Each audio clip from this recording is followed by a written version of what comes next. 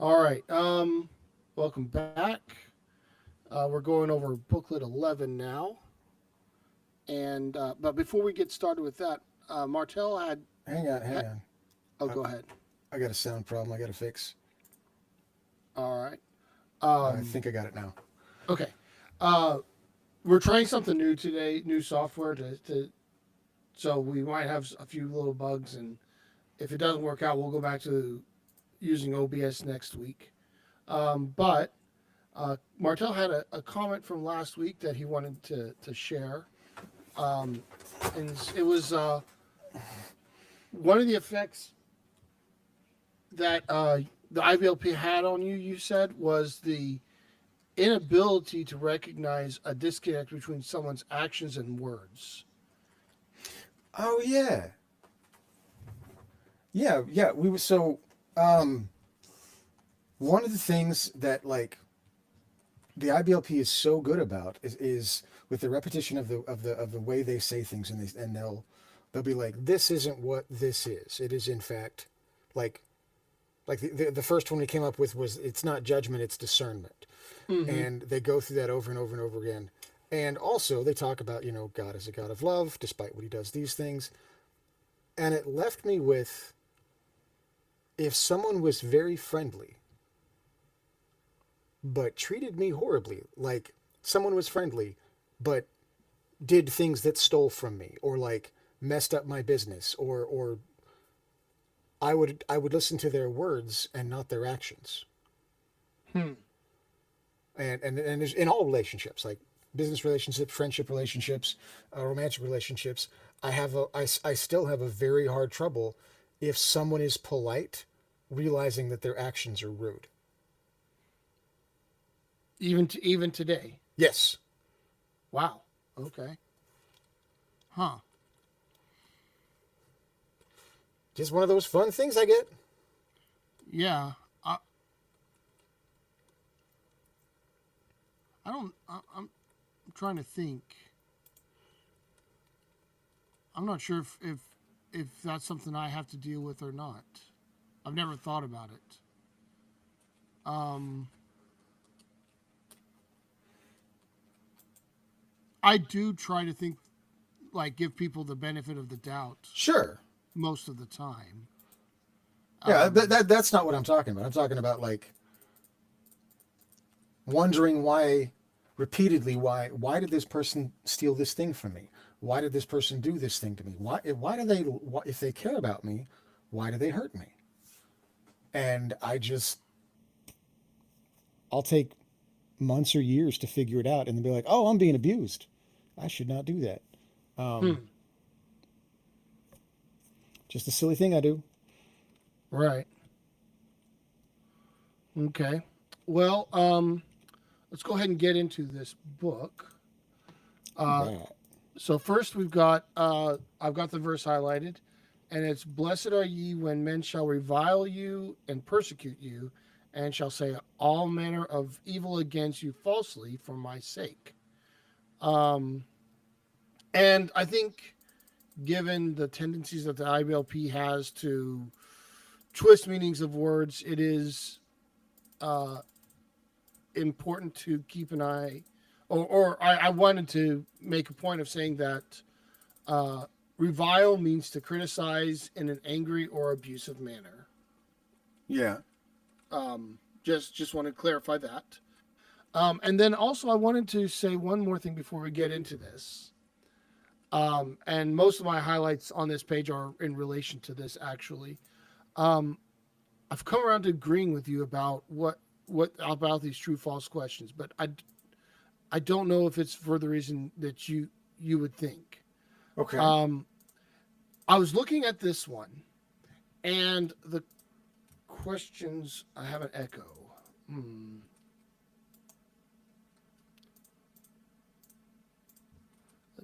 I'm not sure. Let me see if I have an. There's. I know there's a noise cancellation option, which is on. Hmm. Oh.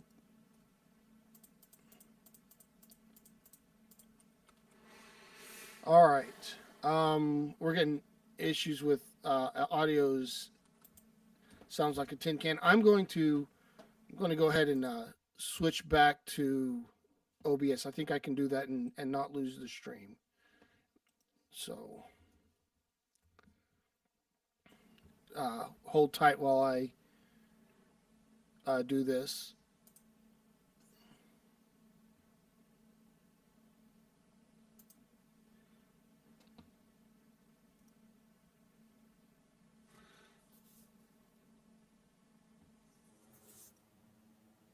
Hey, Panda, is my audio bad as well, or is it just Phantoms?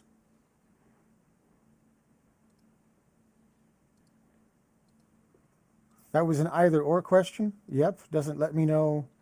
Uh, so mine is good. It's Phantom's problem.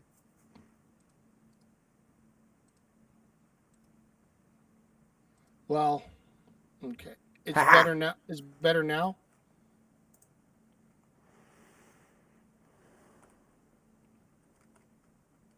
Huh. Okay. All right. Well, then I'll just I'll go back to we'll do it. We'll go forward like this. Nope. Oh, you are still wonky, Phantom. Okay. Let me switch it over to OBS. Well, while he's doing that, anybody got any questions or comments about last week or Colts in general, or just whatever's going on?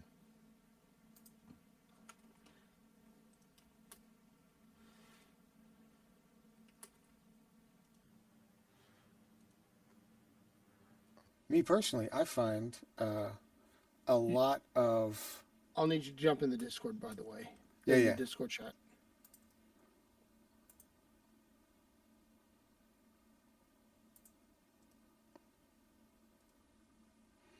Hmm.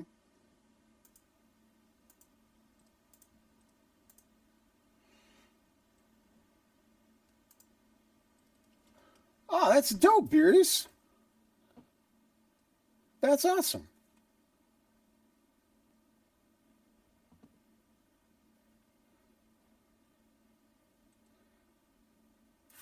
Had a lot of remodel to do.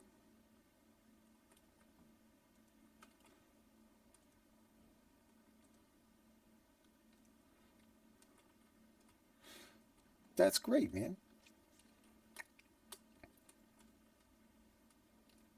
Hmm. All right. I'm going to stop this.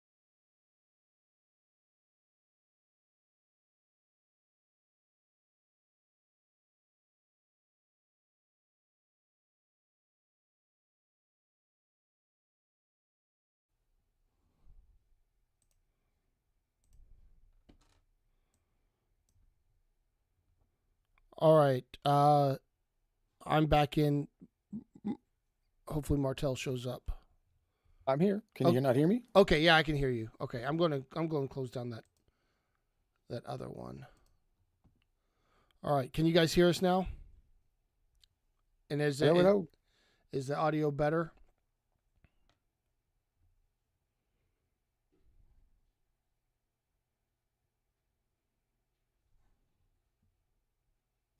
Okay. Yay, it's fixed.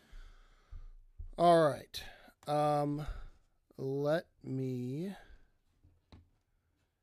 pop out the chat, get the pop-ups going, and then we'll continue. All right. If you could talk some. Yeah, yeah. Okay. So the a point that I would want to make before we get into this is I still believe that Gothard is being very disingenuous um, with the inclusion of "for my sake" or "for righteousness' sake."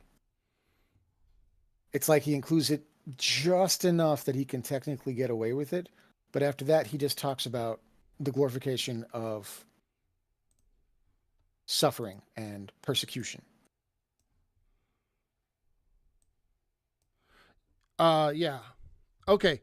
All right. Sorry. Okay. I think we're set up now. I'm going to go ahead and So, continue what I was saying. So, I've come around to your way of thinking about these true false questions. And what it is I was looking at these questions and like, so we've got question, this second part of the question one that is marked as true and circled. Uh-huh. I agree that to me, if I read that, um, Deviant, we had to switch software. The other one was having audio problems. So but we should be good now. Okay. So the second part of this first question is true, but it's circled. And I think it's correct. So okay, circled in this instance means it's a correct answer. Then it says you are being reviled if a non-Christian asks you why you are so sure you're going to heaven.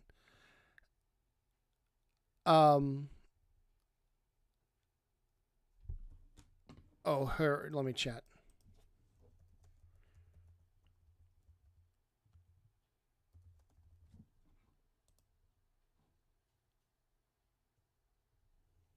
Um,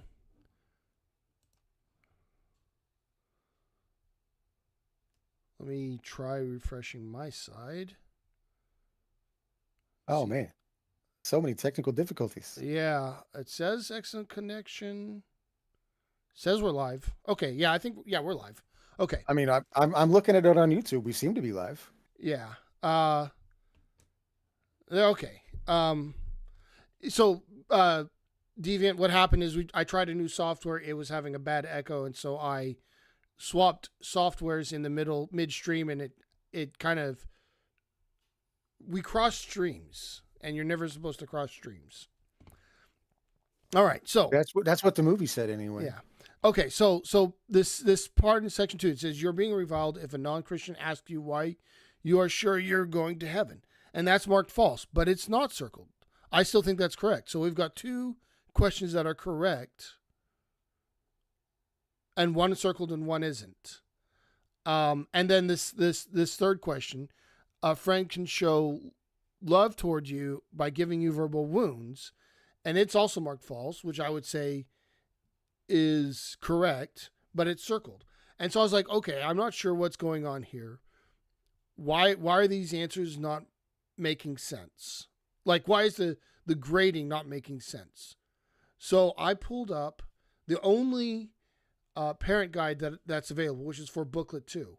And at least Right. in that parent guide, there's no answer key at all. They don't even talk about these questions in the parent guide. Oh man. So like the grading of this is purely based on what the parent believes. And that's it. So it's just performative. Uh-huh. Yeah. Like we've been talking about these parent guides and been like, well, there's probably more information in there. There's less information. Like this teaching, this curriculum, in my opinion, is worse if you have the parent guide than it is without the parent guide. No kidding. Yeah, like, and so Oh, that's gold. I know, right? So we definitely need to look at that parent guide at some point and compare it. Go like redo book 2 and look at it alongside with the parent guide, or just look at the parent guide because it's just I was amazed. I was amazed at how much worse it was than the book itself. So Oh, that's fun. yeah. That's fun. Anyway, so that's my comment. That's actually basically all my comments on this first page. I do have many Christians believe they are suffering for Jesus' sake highlighted, but I don't have a note listed on it. But you had it highlighted also, so let's go on with that. Well, so I have many Christians believe they're suffering for Jesus' sake, when in reality they are being reproved for our sake. And then this next sentence, we are only blessed by the Lord if we suffer for doing what is right, at the right time, with the right motives, and with the right attitudes. Mm-hmm. Scripture has none of that. Scripture says, for my sake. I don't know why Gothard wants to go so far beyond anything, um, unless it's just trying to find, like, he wants to have more nitpicky ways that he can find to make people think that they're flawed. Just that really got to make people feel guilty no matter what's going on. Well, yeah.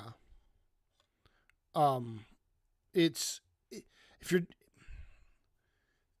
it's because it says it's he's hinging on that falsely and for my sake, you know.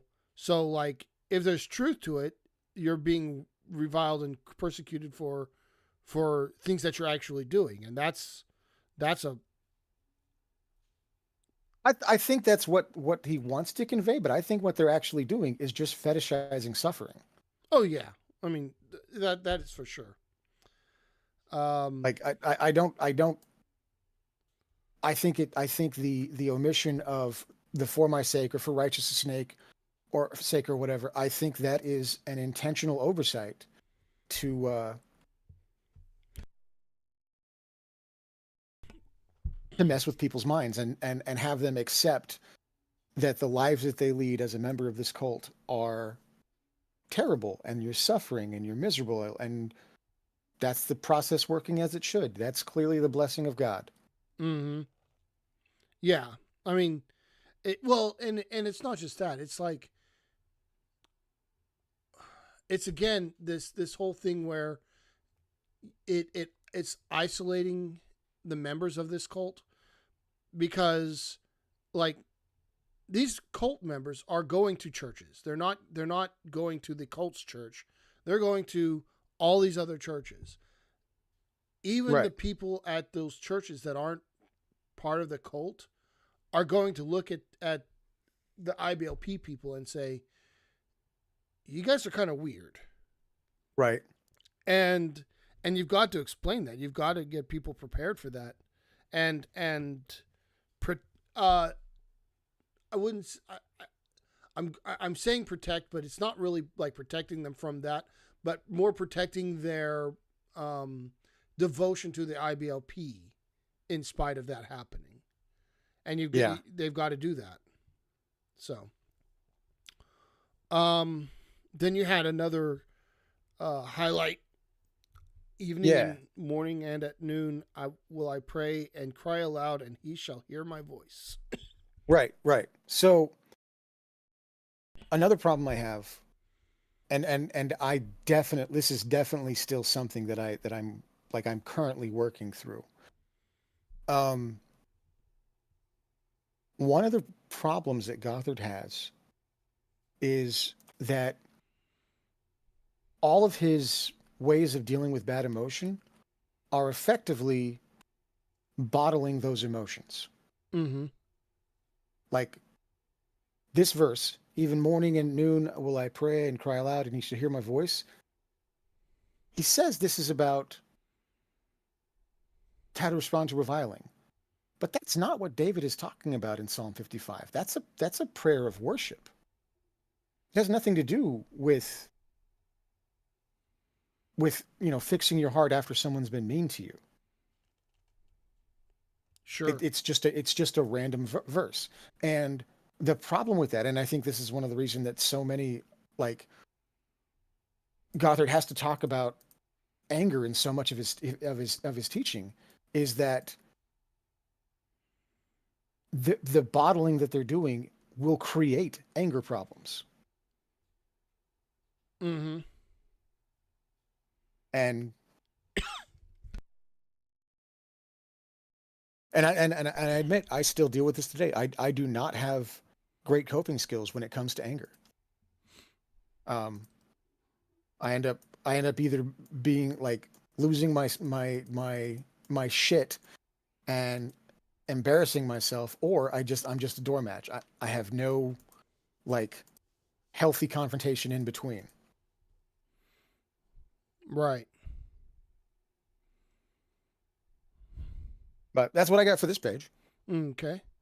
All right. Moving on. You've got several highlights on the next page, and I have 0. Well, shouldn't be such a slacker. Um, so then this continues on with what I was saying. So Gothard had a whole lot to say, or whoever wrote this had a whole lot to say about how good it is that we're being uh, wrecked by this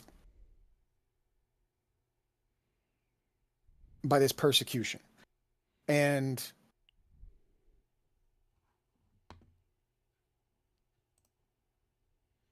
these words that he says, what 3 responses should we have when we are reviled, persecuted, and defamed? And first he says we should bless them. And then he says we should endure. And then he says we should entreat them. And then like comes up with weird words for what those words actually mean beyond what their actual definition is. These are not human responses to criticism and pain. This is just bottling and manipulation. This is such a toxic thing to teach. Where in all of this, this entire teaching, do we ever teach people to stand up for themselves? They don't. They never teach people to stand up for themselves. They teach you to stand up for Christ. If you're standing up for anything but Christ, you are sinning, essentially. Right. And that's super toxic. Like, there is a point where humility is healthy and care for others is healthy.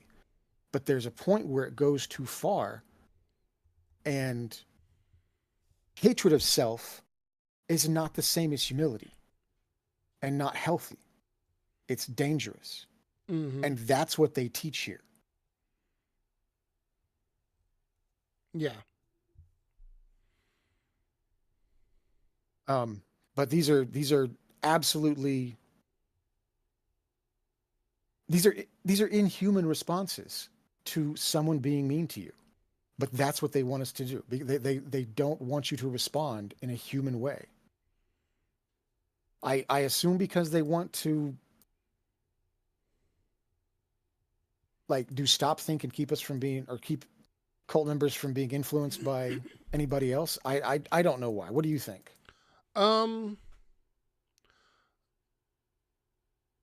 I'd say at least some of it is rooted in their theology, which is we are supposed to be like Christ. And like, if you take the Christian story at face value, or the story of Christ at face value, he could have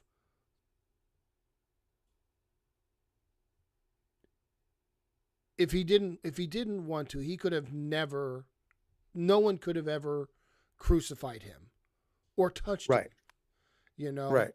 Like if he'd said, "Nah, you're not doing that to me," they just would not have been able to. And yet he let them do that.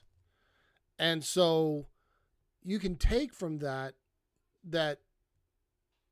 Christ's responses to these situations was not a human response. And so like giving them the best uh steel man of what they're trying to do. They're trying to do that. They're trying to, you know, follow the way Christ acted and told us to act. I mean, if that's true, when do we get to the part where we whip people out of the church for being greedy? Yeah, I mean, I don't know. Sorry, I know. Trick question. Yeah. We don't actually want to be like Christ. I think, I mean, you know, there's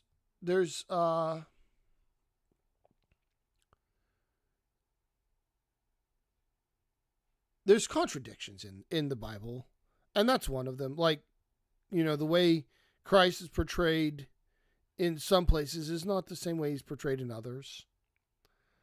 And as a inerrantist, you have to say, you have to square those circles. And As a whatist? inerrantist, someone who thinks the Bible is inerrant, all of the Bible, you have to explain away the contradictions. You have to come up with a way to say, well, that's not really a contradiction. Right. And I mean, for sure, the IBLP is they're inerrantist. They definitely fall in that camp. Sure. So you say, well, this is the way Christ is, but there's these couple of instances where, like, he curses a fig tree, or Yeah. he kicks the money changers out of the temple, and yeah, you have. I mean, you have to explain those as how they're still in with the rest of the character of Christ, the way he's portrayed everywhere else. Right. But overall, I mean, I think this would be a consistent way that he's portrayed, certainly during the crucifixion narrative. Yeah. So I mean, that's Well, and like that's I mean, I would argue that is a special circumstances of Christ. We are not all supposed to go sacrifice ourselves on a tree for the good of all mankind. yes and no. Well, he does say present yourself as living sacrifices. So yeah, quick. Yeah, I mean, anyway, let's move on. Sure. What's next? You got immoral. Oh, so this is a little bit anecdotal because it's hard to find good data on it. Do you want me to bring up anecdotal stuff? Sure. So one of the reasons that the early church was called immoral is because they stole the ichthus symbol from another cult. You know, the Jesus fish? Yeah. Where it's on its side and looks like a fish, and you've got the tail at one end and the point at the other. Yeah. Well, according to what I consider to be good historical data that has had 2,000 years of revisionist Christians try and hide it. If you take that fish with the say that if you can imagine it, the tail's going to the left and the point's going to the right, and then you rotate it so that the point is straight down, it now looks like it could represent the female reproductive organ gland thing. Okay. Because there was a sex cult that used it, and Christians just took it and changed the shape of it or changed the angle, and that let Christians know where their secret meetings were. And so there was a lot of there was in the day some confusion about which cult was causing the problems. But that has to do with women and sex, and so later church historians threw in the IOXE and have tried to erase any mention of that thing. And I just thought that was neat. That, why was the early church persecuted? Because they were lying about who they were. And also that explains some of the historical context about why the early Christian groups were told to be were called sex cults. Like they were very promiscuous, and it's because there was misunderstanding about what cult it was. I don't know. It seems to me that the Romans didn't have a big problem with like not that I um that their morals were not so much. They weren't prudes. Right, right. But this started in Judea, Okay, okay, I get you. and so they didn't want to be like, yeah, this is just a new sect of Judaism. You know, this is a dangerous new sex cult. You guys got to stop this. And that's how they got the Romans to go after the Christians at first, Hmm. Okay. because the civic leaders, just as they did with Jesus, uh, were upset and offended about that. At least that is the best historical information I can find. But you will find contradictory um, information because, as I said, a lot of Christian historians like to uh, fix history. Yeah. So there's that. Did you? You got how did a 12-year prison term Yeah, in I was checking the chat. Oh, okay. Um, and then we're talking about this, and then we're like, how did a 12-year prison term in England, like holy gear change, Batman? We're just gonna jump 1,500 years to Bunyan, and then we're gonna Well, say that um, the tie here is that Paul and John Bunyan were both in prison when they wrote stuff. right. Well, so I mean so that point about the 1500 years, that makes sense because true Christianity, according to if as far as the IBLP is concerned, true Christianity wasn't practiced for 1500 years, basically. I mean, you're right. You're right. I So shouldn't laugh. like it kind of makes sense that they would just not much happened that's worth talking about in that millennium and a half that you know but anyway yeah, but you're right, they're tying this to Paul because he wrote his book from prison. And that's it. Like that's the only connection between these two guys is they both did time and wrote books. Mm-hmm. Um, and I think it's weird that like they're treating Pilgrim's Progress as if it's has the same weight as the New Testament. um I thought that was weird too, and so I looked up Pilgrim's Progress uh on Wikipedia just to see, you know, because I have a view of Pilgrim's Progress based on um this wisdom booklet and our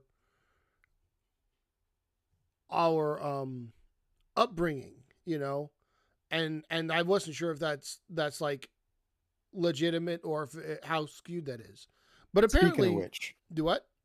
speaking of which, so you remember that 30-minute long like great value version of Ralph Bakshi Yeah. uh Pilgrim's Progress cartoon? Hmm. It's available on YouTube. Yeah, I knew that. Okay. I And just it predates Ralph Bakshi, by the way. It was made in the 40s, I believe. okay. But I anyway, so back to what I was saying. I did look it up, and Pilgrim's Progress is actually considered pretty influential in Protestant Christianity. hmm, okay. It was arguably the first uh novel written in English, and has is also second to the Bible as far as number of people who've read it or copies sold or something like that. And I mean that's by Okay. virtue of how long it's been around, but still, Sure. it is. They're not overstating how. It doesn't seem like to me like they're overstating how influential it was in this Interesting. book. So Okay. For what I it's just outside of, you know, this flavor of Christianity, I've never heard of it.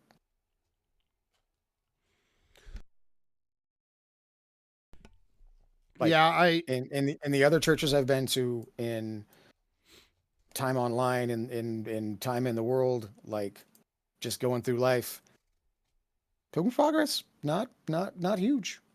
sure. All right. Page 401. I've got the I've got the first one. All right. So we got, is public criticism defamation of character? Criticism which expresses opinions on facts with different which about which different views may arise is not defamation. Defamation is a false attack upon a person's private life for personal affairs which hurts his reputation. Now, first of all, I want to point out, and this isn't in my notes, I just realized this. We're not talking about reviling anymore. Defamation and reviling are different things. Yeah. But anyway, so my note is they're leaving a lot of room for interpretation here. The way they're defining it, an authority can label criticism as defamation, but also justify their own criticism as simply an opinion on facts that may have alternate views. Right. And so, like, they're leaving a lot of wiggle room for people to say, well, what I'm doing is not defamation because of this, but what you're doing Right. is defamation. Because they want to leave room for the flock to disagree in big ways, because they know that's going to happen. Yeah. Yep. So, all right, you had the next comment or highlight. Yeah. So, should a Christian sue someone who defames his character? Nowhere in Scripture are Christians encouraged or commanded to defend their own reputations, which actually isn't true. We're only to protect Christ's reputations. In so doing, must obey Scripture, which includes church discipline for Christians and practicing good works. I am certain that this passage is just to save the IBLP from lawsuits. Like, don't sue someone in the church. We'll handle it inside. They, like, let's handle it quietly, as the abuser's call to every organization I've ever seen. Right. Yeah. I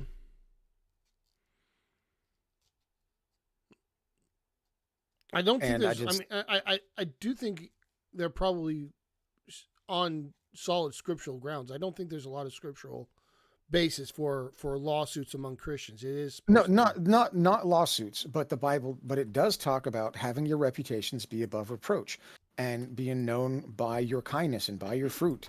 And I don't think that Scripture, as written and as intended, would have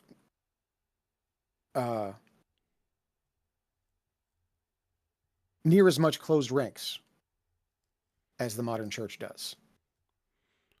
Because, like, as soon as anything happens within a church, the instinct of that church is to keep it quiet so they can handle it within their own system. Yeah, that's true.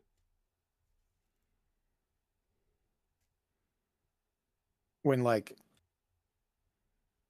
logic would say, none of you guys are qualified investigators. Let's get some investigators involved.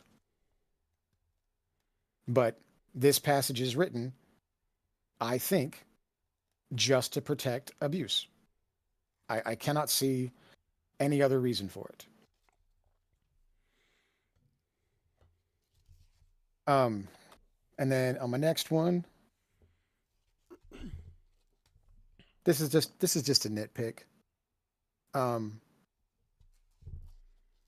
Gothard is going into the significance of the razor based on this verse in Psalms.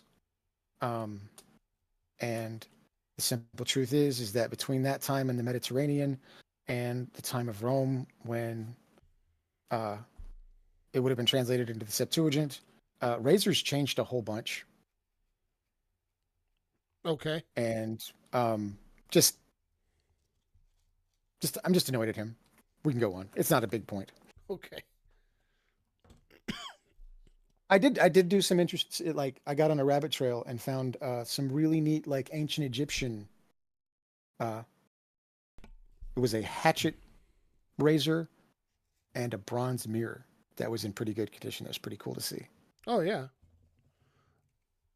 All right. We both don't have any notes on page 402, but then on page 403 we do. Yeah. And you've got the first one, and the second one, and the third one.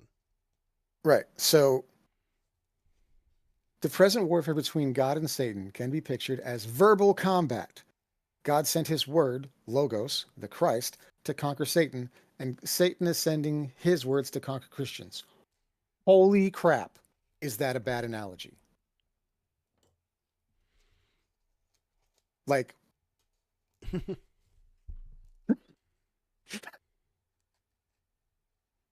like, yes, I know the word was God and the word was with God, and John's funny and weird to understand that way. But like Jesus coming down, living a life, being the Messiah and a sacrifice is, as opposed to what Satan is doing, is not one to one with persecution. They're just not the same thing. I don't know why Now, they did this, um, and they don't even call back to it very much. it's it's it's this thing that they do where they find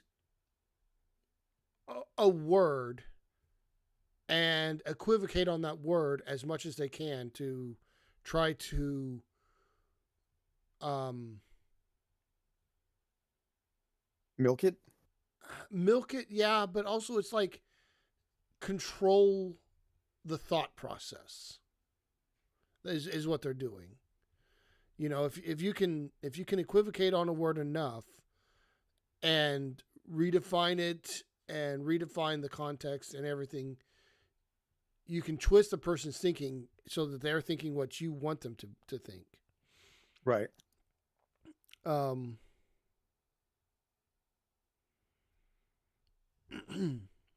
so I think that's kind of what this is too.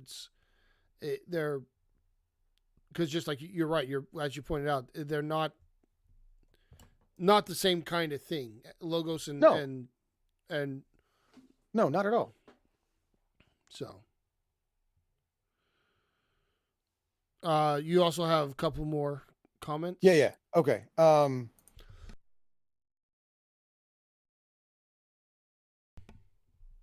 So the following words define the various types of riling that will come to Christians as a result of living in God in an evil world. Um, I don't think ridicule, mock, scorn, vilify, defame, or rail are synonyms for revile. Uh, No, I wouldn't think and so. then again, uh, in the following terms need to be accurate descriptions of our character and actions. And this is the only part of this whole thing about persecution and criticism. Um, and it's really telling that at no point in the entirety of what we've been studying, does the believer ever say, maybe I am in the wrong, and maybe this non-Christian's calling me out on something that's important. Right.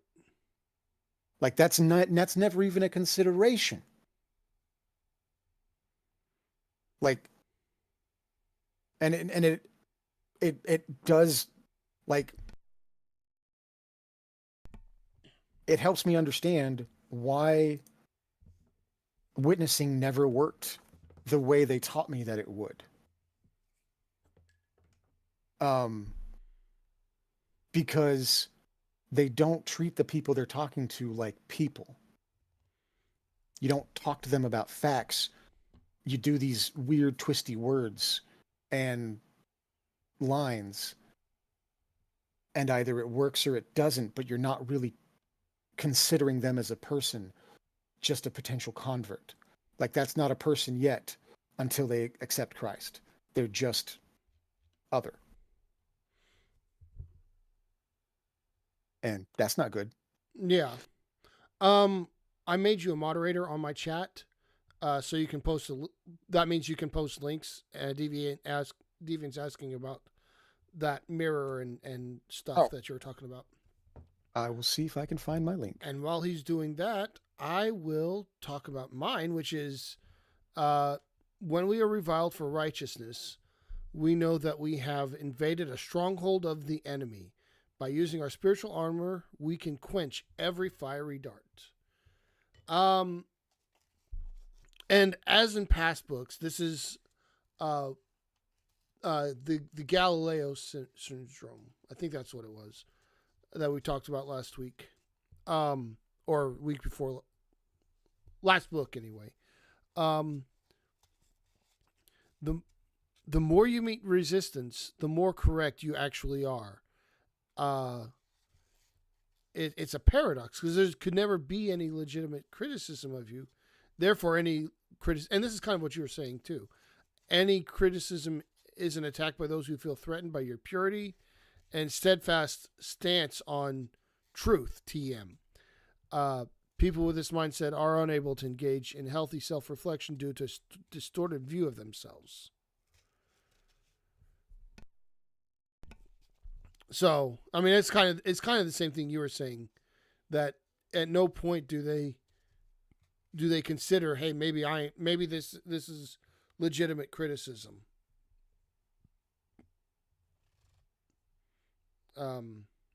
It's the more you have criticism, the more the correct you are.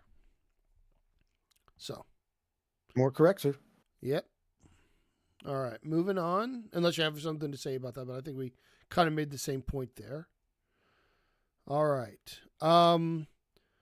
We let's let you go first because we both have the same thing highlighted on page 404. Yeah, I'm coming.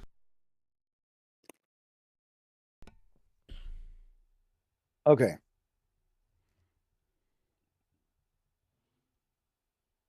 So this is talking about how to deal with persecution. And it says that we should work out ready answers to the ridiculing questions and statements that have come up or are likely to come up.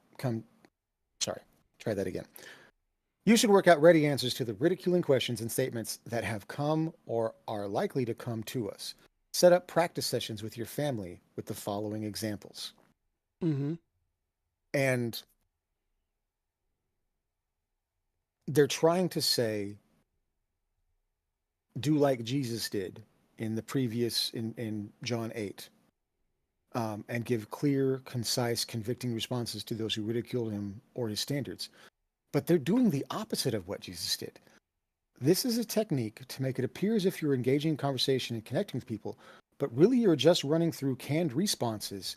Your only consideration is what response to give, and you never have to consider that the person in front of you or the state that they are in, or really consider them as a person to engage with, because they are a potential convert, not a person. Much like in political debates, they don't, when they get to a tricky question, they don't sound like people because they've got these canned responses ready, and they just say part of a speech rather than give an answer and then twist it a little bit.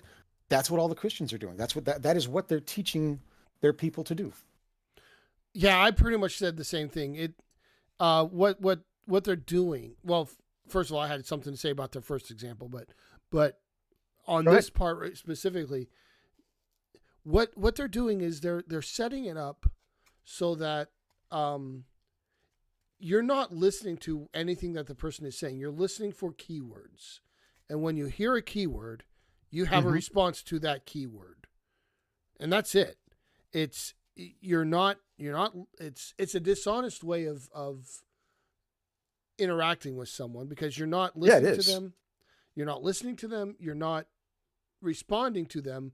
You're listening for those keywords. You're responding to those keywords. And what it turns into is a battle of slogans. Again, much like political debate. Yeah, much like political debate. And then I just thought I didn't read all. This first example was of what a ridiculer would say. Just I don't know. I thought it was hilarious. So they say the ridiculer says, "You don't drink, you don't smoke, you don't go to theaters. You're a legalist." Like, I don't think anyone is going to say that. Only in the minds of a fundamentalist will they think that the entire world obsesses about how pure they are and look for ways to make them less pure. Like, I mean, seriously. And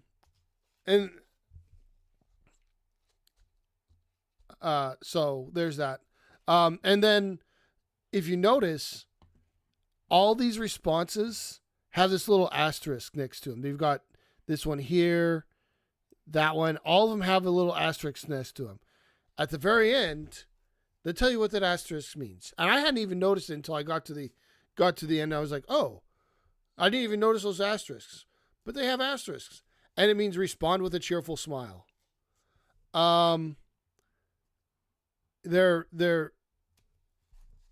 You're so. You mean so you're saying that Gothard's creepy smile was on purpose? Yeah. Like he made his face that way. Yeah, but so I don't know. To me, that it was just so. That's very rich because, you're smiling as you smash that ridiculer's point, with your canned response. It's like. It's hilarious to me that this is what they're training you to do because it's going to work, and it's just not. Like, not even a little bit. Never once. Yeah. So, all right. Moving on to page 405. I've got the first highlight.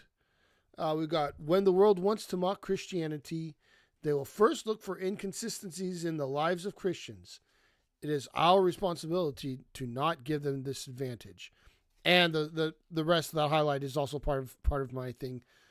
If the wicked cannot find inconsistencies or idiosyncrasies, they will be forced to mock the truth of the gospel. It is at this point we can rejoice because God will deal with them.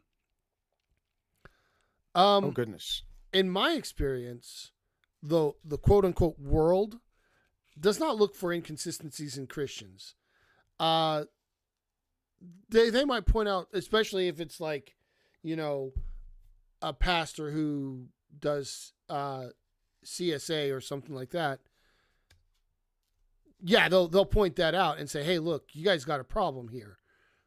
But they're not looking for like inconsistencies in the Christians the way the Christians think they are. What they are looking for is more often they're looking for inconsistencies in the religion itself. Things where like the Bible says do one thing and then it says do the opposite somewhere else. Or like TV preachers getting millions. That's a pretty big criticism. That too, yeah. So anyway, you had a couple highlights as well. Yeah. Let's see. We're on page 405. Where'd my note go? Okay, so it's talking about when the world wants to mock Christianity, they will first look at inconsistencies in the lives of Christians, and it's our responsibility not to give them advantage. Do we say we believe in prayer but don't take time to pray? Are we against adultery but look at sensual material? Do we watch TV? And so, And watch TV. And as Scripture says, and the fruit of the Spirit is feeling like we don't pray enough, feeling guilty for natural urges, and watching TV. And then they shall know you're my disciples, and this goes on to the next one, by proper Christian spending habits, using the right phrases with understood meanings and the same definition for words to therefore communicate clearly. And are we distracting from witnessing in any way? Those are the fruits of the Spirit, according to Gothard. Bitch. hmm. Like, he's redefining how people know you're Christians. There's a verse for that. You don't have to look it up, buddy. Yeah. All right. Oh, wait. How much of a nerd are you? Do you know the fruits of the Spirit? Let's see.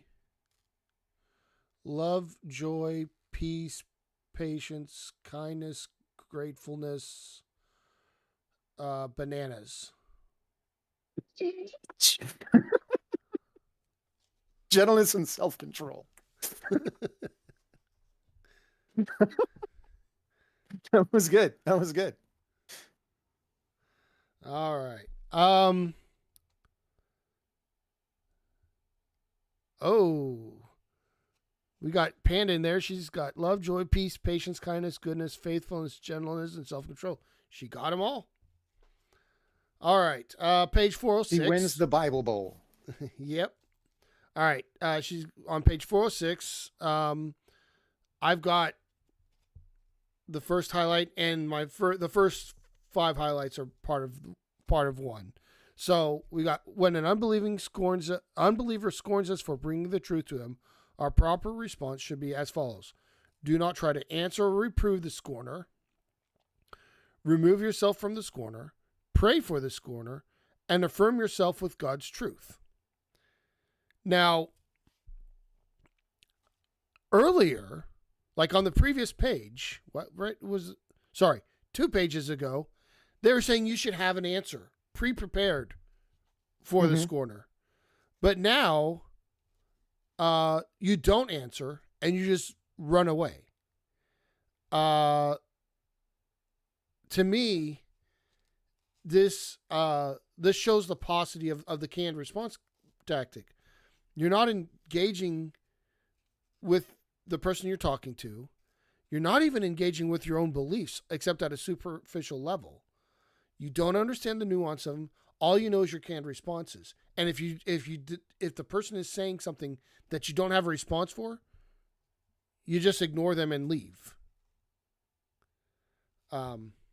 So that was my thoughts.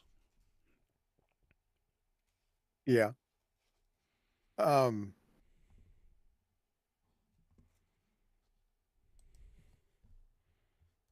Like,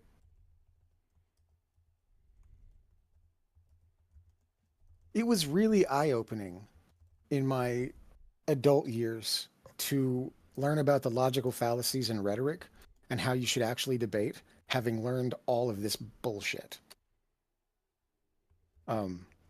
Really, really wasn't a good education in how to think or speak.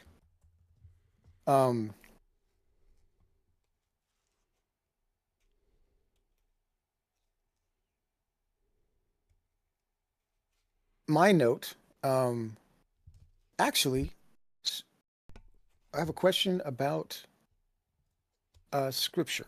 So this is Proverbs 9, 7, and 8. Okay. He that reproveth a scorner getteth to himself shame, and he that rebuketh a wicked man getteth himself a blot. Reprove not a scorner, lest he hate thee. Rebuke a wise man, and he will love thee. And so my question is, like, based on this, confrontation and regrowth depends on the wisdom of the wrongdoer? Is that what the Bible is saying here?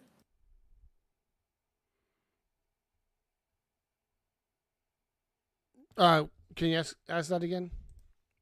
So, if you reprove not the scorner, lest he hate thee, but you rebuke a wise man, and he will love thee, does that mean that you should vary your conflict resolution based on your perceived wisdom of the people? of the wrongdoer? Hmm. I don't think Because it's. that It doesn't seem to me like it's saying that so much as it's saying that people respond to it differently.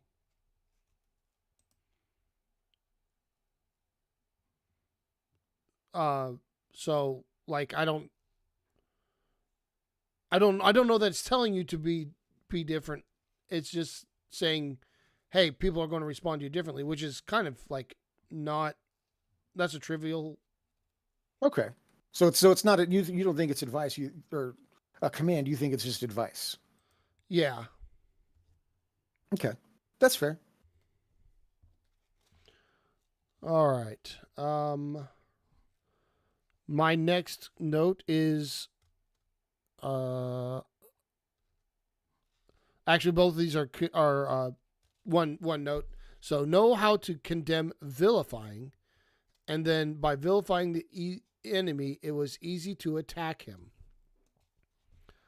Um, and my thought was just like the purpose of vilifying someone is to dehumanize them, so that attack or dismissal is easily justified, and it is also something the IBLP does constantly to anyone outside of their cult.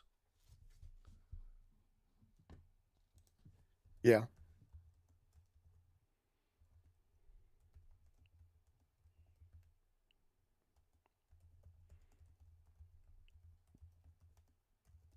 Heck, lost my window. All right. Next page. You've got one note on page 407. 007. Um.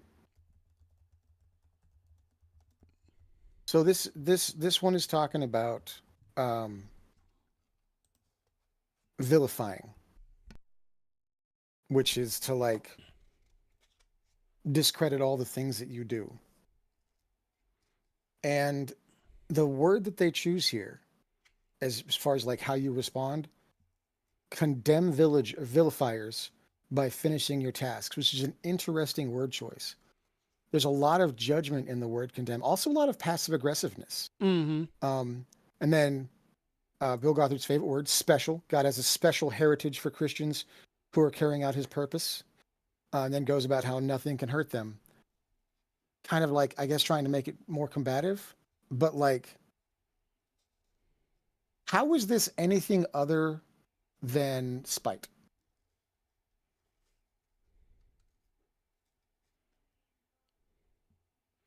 Like, Um. like I have accomplished an awful lot in my life uh, based on spite of someone being like, you can't do that. And I'm like, heck with you, I'm going to do it. Um, but this just sounds like this doesn't sound Christian. No, Like it's certainly a special thing that the IBLP would endorse.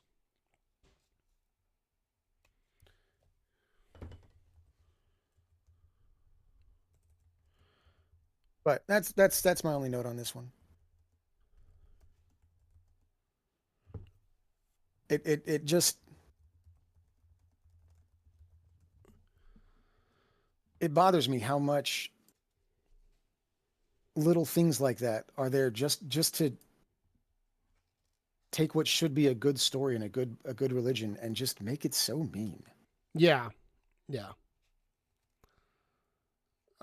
It does kind of speak to the kind of person Bill Gothard was. All Yeah. right, you have another comment on page 408. Right. So now we're talking about can't even keep track of which one. Defaming. So someone is ruining your reputation. Mm-hmm. And God Which makes is this different from makes it, vilifying, by the way. right. Which is when someone ruins your reputation. Right. But Gothard makes the point that only as a person who has truth will he or she be able to prosper. Which is just a weird statement because, like, thieves, liars, and warlords prosper quite a bit. So do drug dealers. Um, and I mean, that's a silly note because obviously you don't need to have truth to be successful in this world. But he puts the focus on doing truth, and so it creates this thing inside the cult member's mind that, like, if I could just make them understand, then they wouldn't this wouldn't happen. Yeah. And so it creates that like I can see people doing it when they have that, like, that sweet, oh, I just wish we could do, and it's like they're not doing good, but you can't tell them that. It's just a sickly sweet nothing. Um and again, not a good way of engaging in debate, doesn't actually do anything, super, just useless. Yeah. And I think we find that in a lot of the way they respond to criticism. The way that IBLP teaches you to respond to criticism is not going to help anyone be convincing or engage at all. Right. That's not what they're going for. All right, you got several notes on page 409. Sorry. No, that's okay. Um It's good. so this first one is much like your thing up above with the legalists. So they're trying to prepare cult members for how you will um respond to criticism of unbelievers. And as you know, the biggest thing that unbelievers say is that Christians are bigots because they reject evolution. Yes, I remember hearing that almost never, actually. I don't know why they it's like they just threw the word bigot in there because they want to find a way that, like, they're going to call you bigots, so we're going to put it in this one. Um and then it goes on, and then they're like, Christians are racist because they accuse Jews of killing Jesus, which that has historically happened, not for a few hundred years, but Well, I uh, mean, not widespread. You're right. You're right. And then you are against women because you say that they should stay in the home. And then God designed the home as the familiar. So the criticism is you are sexist, and the answer is as God intended. yeah, yeah, yeah. I somehow I missed that when I was reading through this, and when I saw your highlight, I was like, oh man, I can't believe I missed that. But you're right. It's incredibly tone deaf. It's it goes back to what we're saying. They're not listening to what anyone's saying. They're listening for the keywords, and then they've got their canned response, and that's Right. it. Right. Um, and then my next phrase is be equipped for railing. And I guess we're just not doing phrasing. Well, I'm not sure if they knew what railing was back then. I'll bet Gothard knew.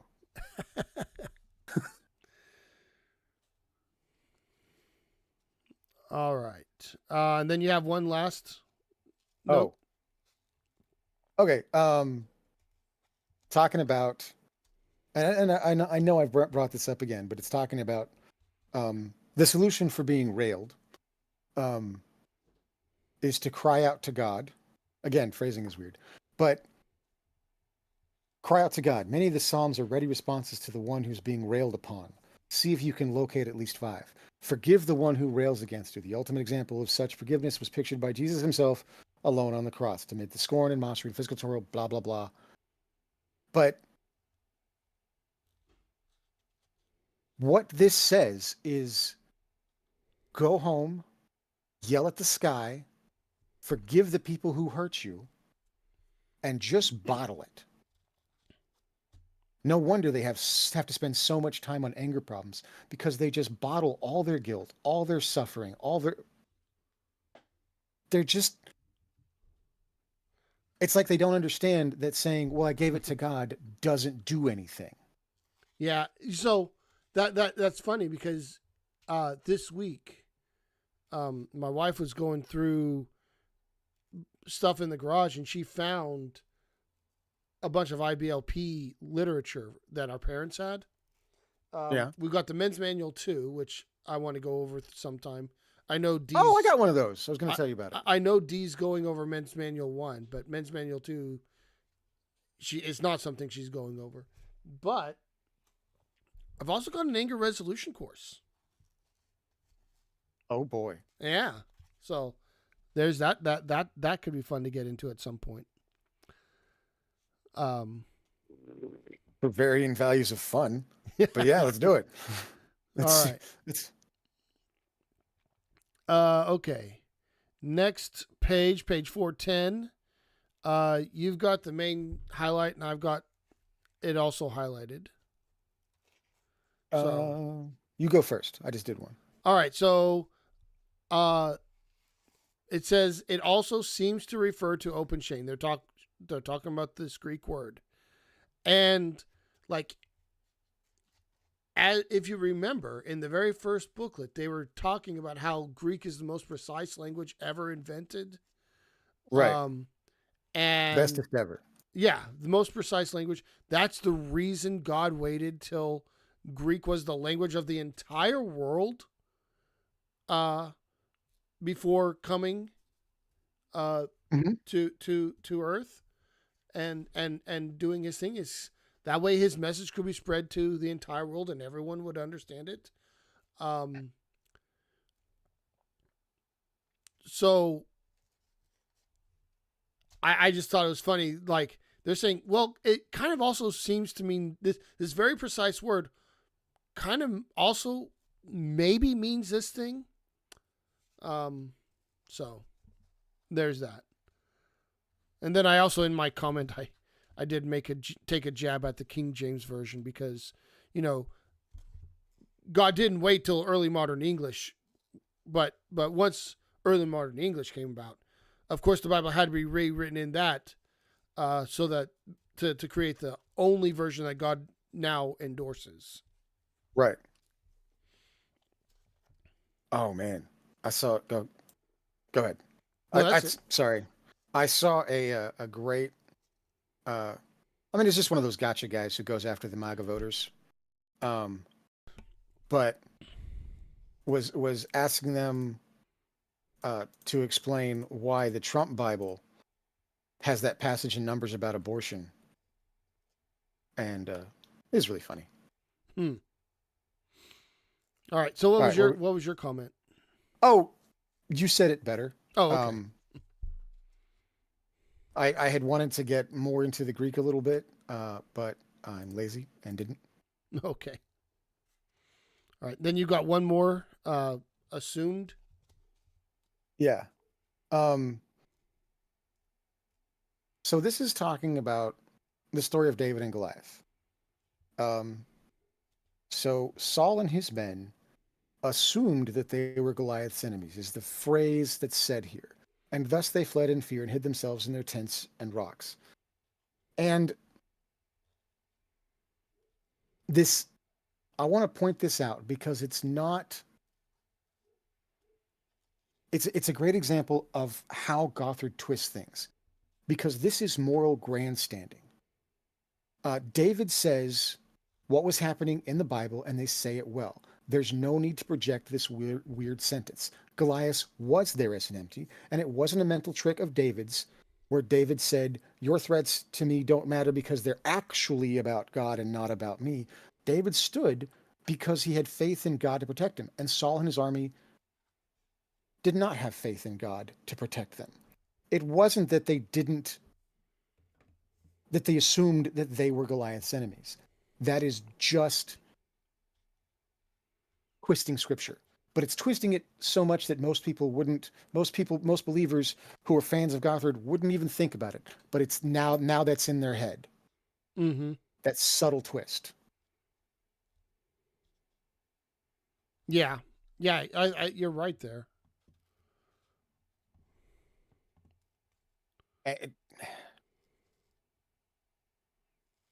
And why? Just why? It's it's a way of saying, illustrating that all these other Christians that don't believe the same exact things that the IBLP does are doing it wrong. Yeah. And it's another way of illustrating that it's always been the case that there have been Christians in name only, or I mean, obviously they weren't Christians because that's before Christ, but the idea of people who are Christians in name only, they're not real Christians. Mm-hmm. It's just another way of illustrating that.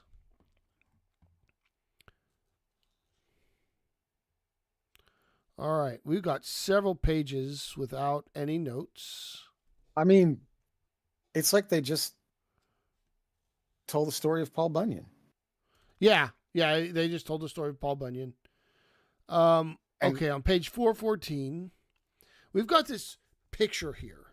So setting the stage, they're talking about Paul Bunyan, talking about Pilgrim's Progress, which, if you're not aware of, is an early modern novel that is an allegory for the Christian journey as the Puritans saw it. And then they're talking about how, the Puritans, it resonated with the Puritans. The novel did. In the middle of just saying, talking about how the book came about and all that. And in the text, there's nothing about this, but they've got this weird picture. And the picture is called. Did I write? Oh, okay. It's called Puritans Barricading Their House Against Indians. It's by Felix Octavius Carr Darley. The caption they have is Puritan settlers fighting off an Indian attack in Salem, Massachusetts Bay Colony. The Bible and Pilgrim's Progress gave them strength. It's really weird to have this just random picture of in there, to me, that is showing Puritans fighting against Native Americans, and it has no context for bringing that part up at all. They just threw it in there, and it boggles my mind. It seems like some kind of attempt to push a colonialist narrative, which, of course, the IBLP agrees with. Colonialism, I mean, I manifest destiny. agree with you. That's definitely why that's there. I wouldn't say it's especially well pulled off. I would say it probably is, if it's not well pulled off if you're not already drinking the Kool-Aid. But if Yeah. you are, you're going to be like, oh yeah, it makes sense. Yeah.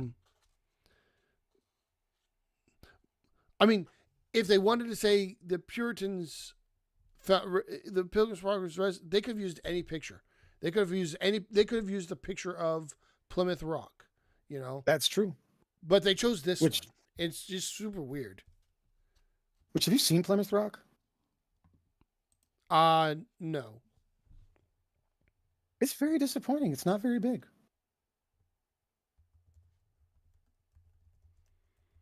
It's about like a meter in size. It's just a rock. Okay. I just kind of expected it to be bigger. All right. Birius asked a question. Did they have the belief that the indigenous people of the Americas were descendants of Ham and therefore cursed?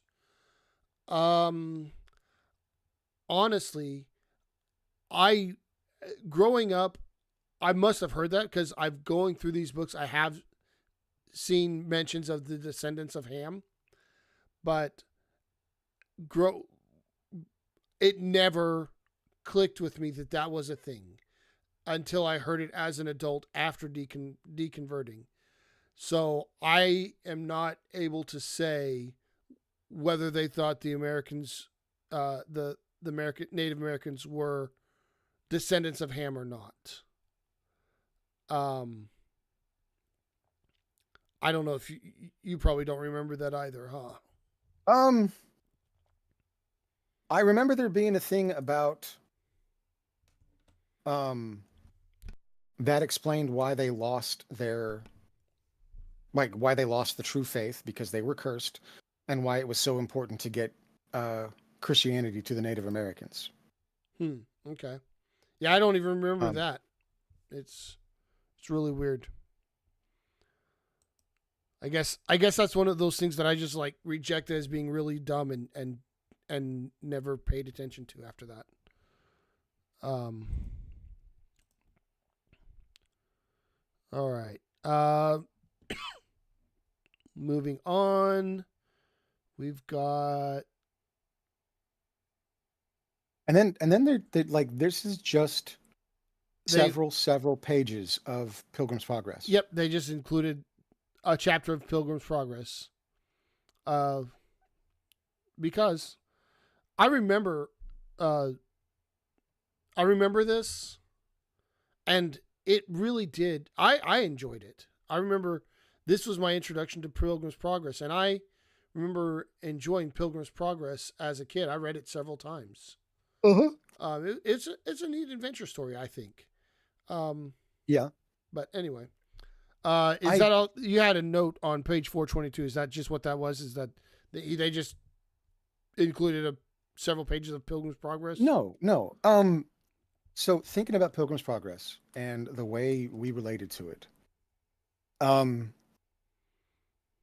it's Pilgrim's Progress is too much for me to break down in one episode.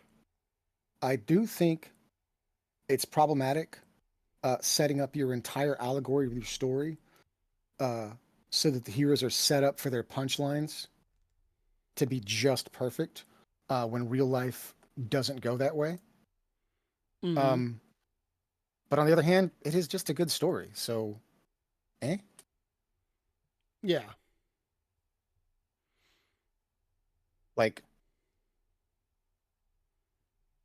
I also wouldn't get my theology from the Left Behind books. Right. Right. Yeah. It's kind of the same thing. Like, it's just a decent bit of Christian fiction.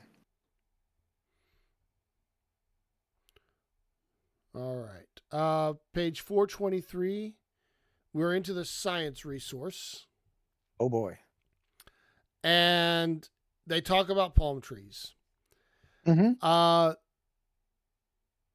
I think the only note I had about this was that palm trees aren't actually trees. They're cladistically they're not trees, which is why they just look kind of like trees. But that's it. Um, I couldn't. I kind of skimmed this. I'm not a palm tree expert. I'm not a tree expert. I couldn't really see anything. My knowledge of it was not enough to say uh, there's anything problematic. They didn't try to spiritualize any of it specifically that I could find. So it's Yeah, just that was weird. yeah, it's just a little bit about palm trees I because mean, they I needed know to fill some pages. I know Christianity has Palm Sunday, but like, is there any other reason for including this much information about palm trees? Well, so at the beginning they do tie it to the way palm trees handle hurricanes because they're not and I don't think this is exactly quite accurate, but they're since they're not trees, they don't have tree rings. They Right. grow differently than trees do, which is why they're part of why they're not trees. Um, and that different structure allows them to bend better, but it doesn't really make them specifically more resistant to wind the way the way the book is portraying it. So, but you did have at the end of this, you had the project highlighted. Well, mostly I just wanted to bring up like I wanted to see if you knew why there was such a fascination with palm trees here. Yeah, Like, I mean, I think it's just, I think part of it was they had to, um, they had to fill some pages. But like if you look at this project, they go through these 9 characteristics of palm trees, um, but they don't relate it to anything spiritual. That's what mm-hmm. your job is to do. Like they couldn't be arsed to do that. That's your job to do to take what they've done to describing palm trees and turn that into a spiritual parallel. And they did that a few times in this book, which I thought was kind of funny. It's like it's book 11, my guy. You got 40 more books, and you're already running out of ways to draw spiritual parallels, and you're relying on the students to do that. And given what we know about the parents' guide now, or there's probably no direction in the parents' guide on how to do this. It's the parents' guide was a lot of blank lines and things like, when are you going to bring up this topic for discussion? You should plan on when you will bring this topic up for discussion. And that's it. Like it's very it's almost not a guide. Interesting. Yeah.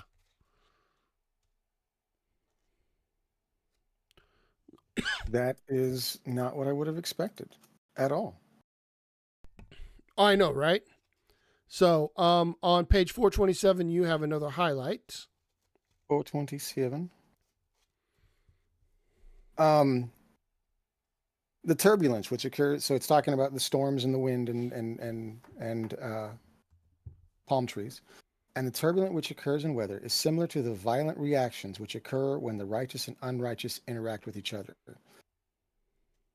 Because he's saying that conflict is inevitable. Oh yeah. Not just for Christ's sake, not just for righteousness' sake. Just anytime righteous and unrighteous get together, there's going to be violent reaction. This is not a religion of peace.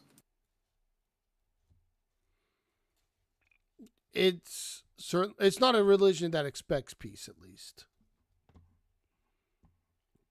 or creates it. Yeah. All right. Like this whole guide is a guide for how to do conflict. Mm-hmm.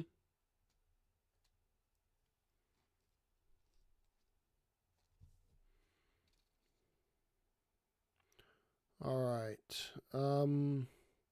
We've got a bunch of science about how air changes density as it gets warmer, and therefore it's lighter. Page 430. That's the next notes we got, and you got the first two.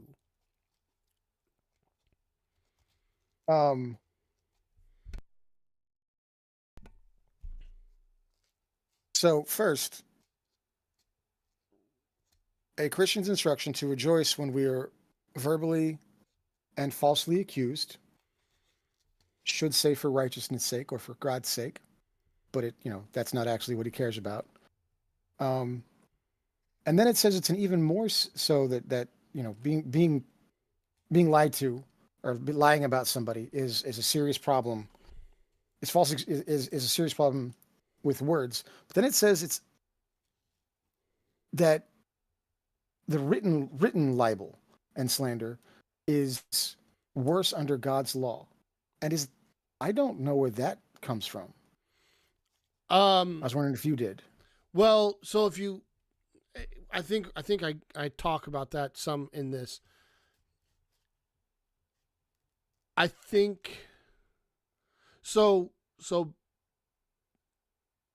the IBLP, as we learned last book, fetishizes what they see as a Bible based law versus a humanist based law. Yeah. And they are constantly trying to bring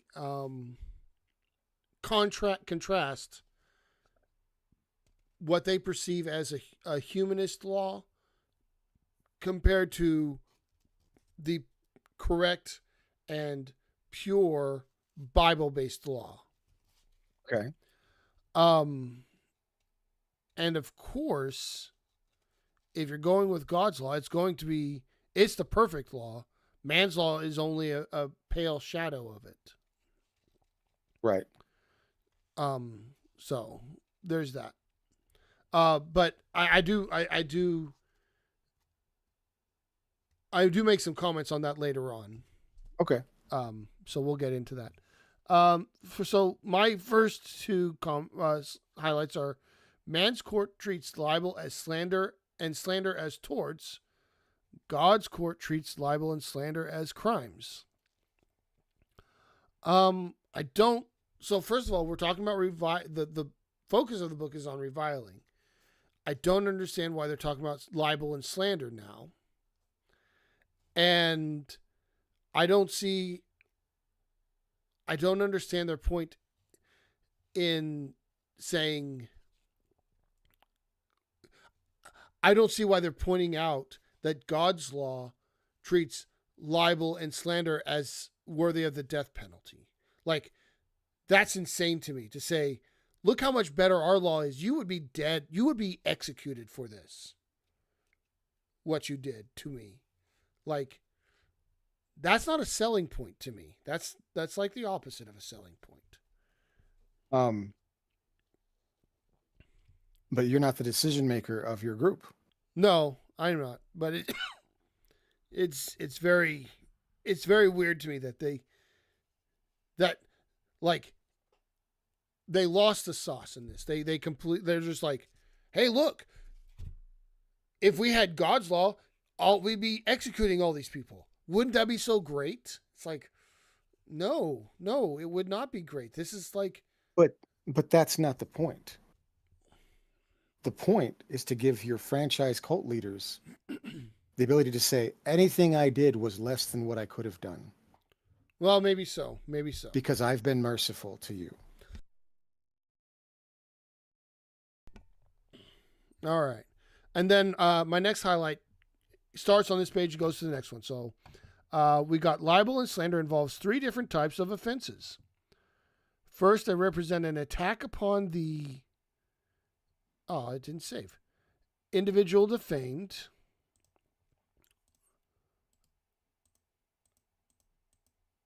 And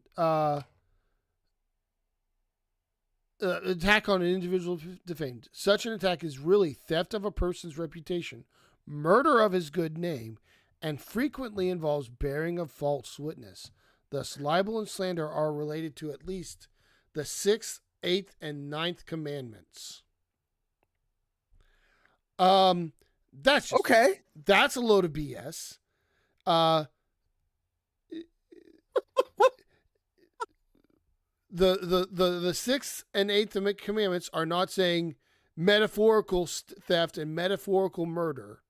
They're saying actual theft and actual murder are against the commandments. So they're just making stuff up now. And like, what's next? Like, if you win a basketball game 100 to 5, you murdered that other team, so therefore you should be given the death penalty because you murdered that team. Like, uh, I couldn't believe they said that. All right. Then I've got under God's law, defamation may occur whether or not objective damage can be proven. While human law is limited to looking at a person's outward actions, God evaluates a person's heart attitudes. Thus, God's judgment of verbal abuse is broader and involves higher standards.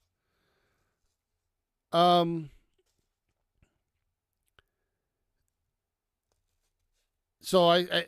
my note is, after going over how libel and slander can be established by the statement itself, which is what they did up here. Yeah. They say libel per se, which is libel by itself, which is if you say something and it can be just like that's something that could hurt this person's reputation or hurt them financially, that's Sure. libel. But then there's also this libel per quote, which is if you say something that it may not be definitively libelous in and of itself, but you can show how that hurt your finances or caused you damages, you've got a case for libel in under that too. And then they say, then they contrast that with God's court where libel is just the slander. So they're like, what they're doing is they're saying, look, man's law has it wrong because you have to prove damages, but they're not. But there's already this libel per se, which is what they're saying God's law is. And then it's broader with the ability to show, hey, even though that's not libel per se, it did cause me damages, therefore it's libel. But they're flipping it and saying they're ignoring the libel per se from man's law and saying God's law is more broad because it allows you to just have phrases that are libelous. I don't know. So do you think they did that on purpose, or was this an error?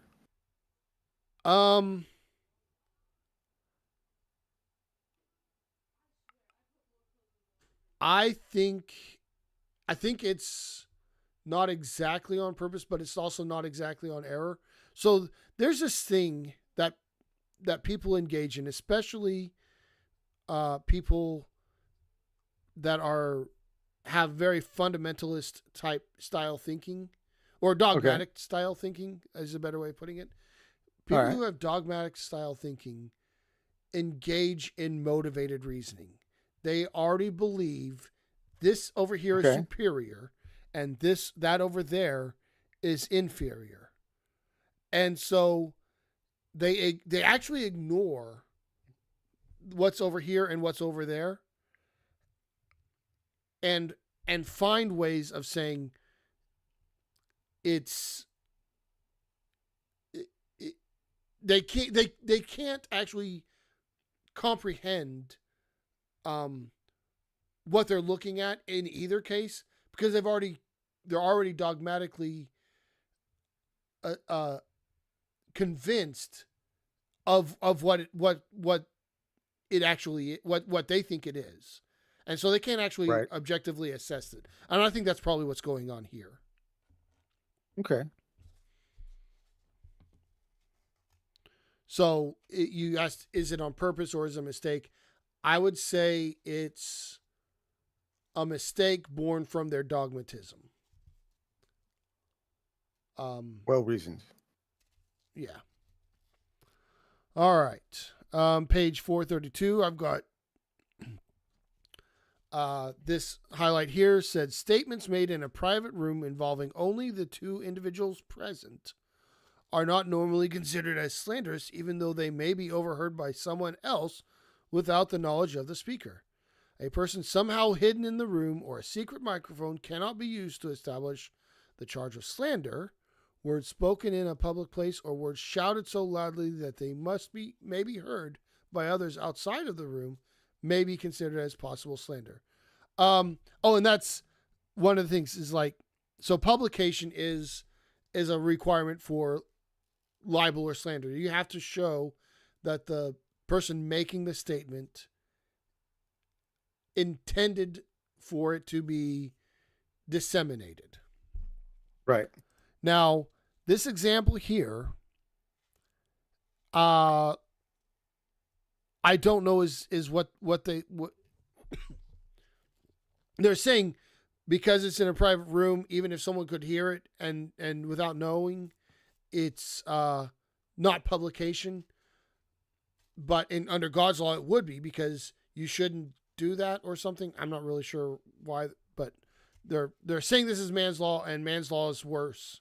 So I assume that's what they're trying to say.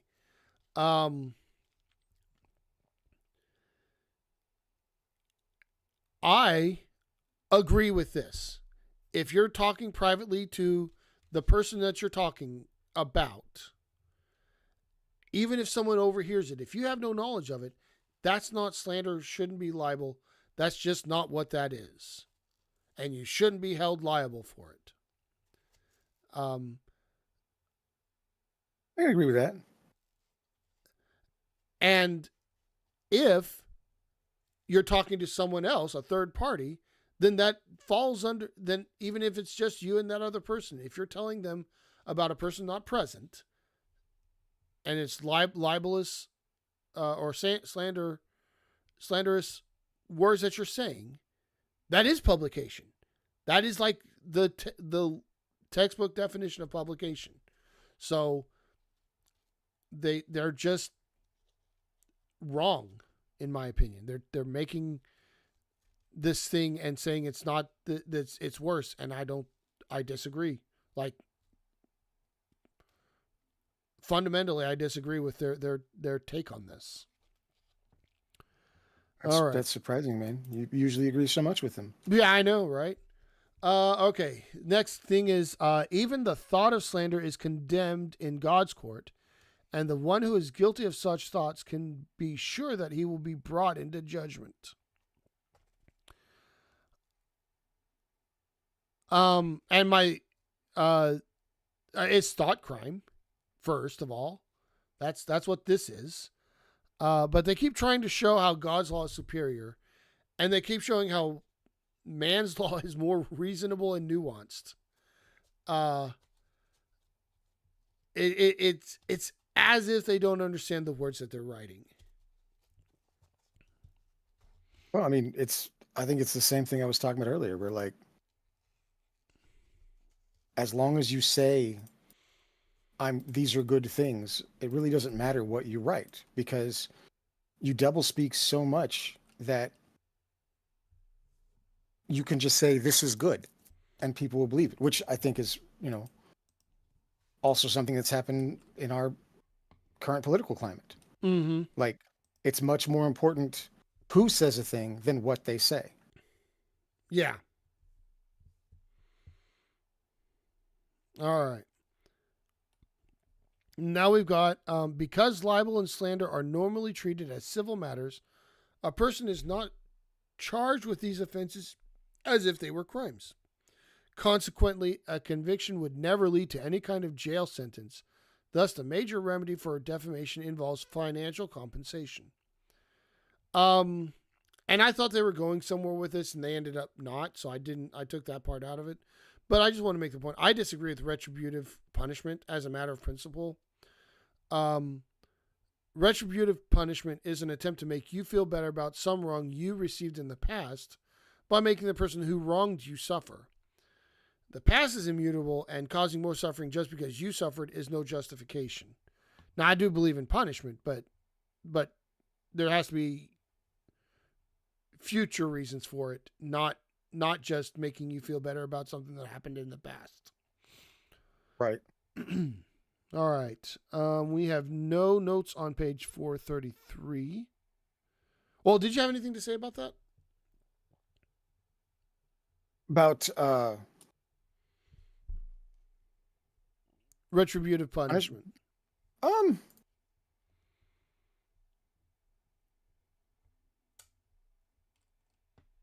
so do you think um punishment is a deterrent? Um, it can be in cases. Because What? I feel like the reality of the American um I don't know, criminal system or justice system kind of indicates that um since we incarcerate more than anybody else by percentage, I don't think I think it's a strong case that punishment doesn't work as a deterrent.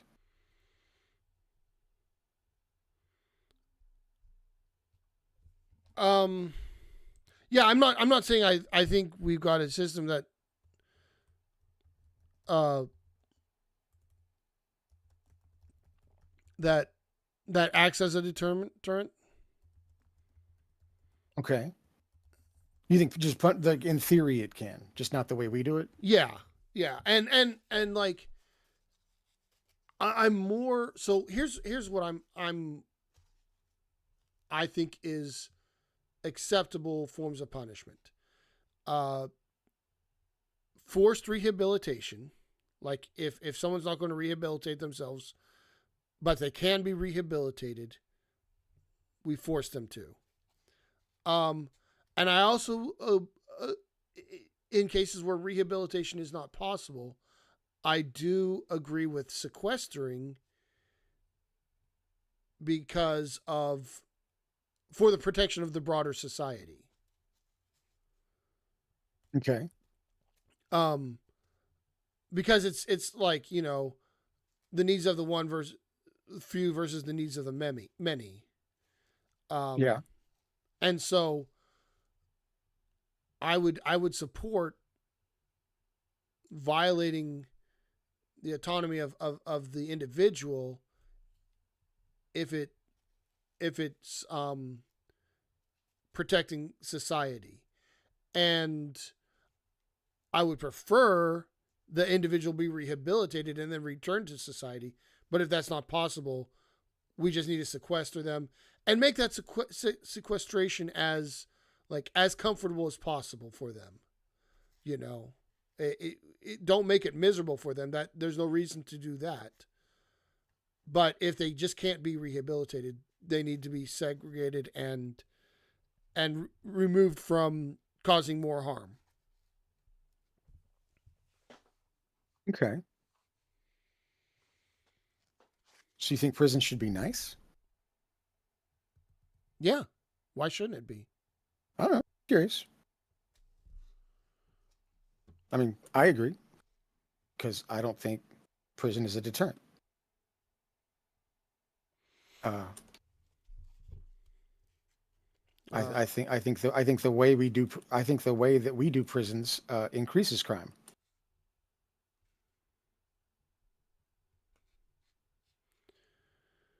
um, I mean, yeah, we don't have a good system in the U.S. There are good systems in other countries that we should take ideas from, but that's a different matter altogether. Sure. Sure. Okay. I was just curious. All right. On page 434, uh, I've got in a legal suit. It is generally not necessary to demonstrate conclusively the entire truthfulness of a statement. Often it is sufficient to establish only its general truthfulness. For example, an individual who publicly accused the treasurer of a local community group of embezzling $1,500 from the group may be liable if the treasurer could prove that he had only embezzled $150. And then part of this is God's court looks for distortion of the truth to establish libel and slander. Um, I do not see the difference between these. the accuser is liable because he distorted the truth by saying that 10 times the amount was embezzled. Like, what are you even saying here? It's the same thing. I don't understand. Do you have any? Do you understand what they're trying to? No. The point they're trying to make here. The only thing I could think of is some of the claims that are being made in politics now with grossly inflated numbers. Like last week, the press secretary said that the president's press secretary, White House press secretary, said that stopping fentanyl coming in from Canada has saved 280 million lives. Mm-hmm. Which, is every legal adult in the country. And so clearly that's an exaggeration. So maybe that's what they're talking about, that like one of the laws doesn't care if the numbers are off, and when one does. Well, but they're saying you're liable if your numbers are off. If you inflate the amount of the guy embezzled, you might be liable. Okay. And under God's and man's? Well, under God's, it's distortion of the truth. How is that? I mean, I don't understand what they're trying to. I don't understand the point they're trying to make. They're saying, look, man's law. If you distort the truth, you might be liable. But in contrast, under God's law, if you distort the truth, you might be liable. I mean, that's what I'm reading into this, and it's like that's not a contrast. It's the same thing. You're not making a contrast here. I don't. You're not thinking like a legalist. I guess not.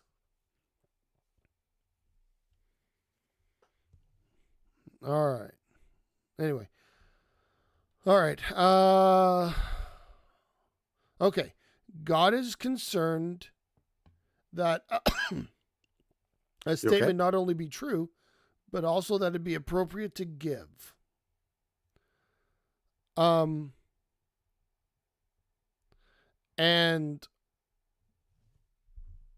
I'm saying, I have a question for you.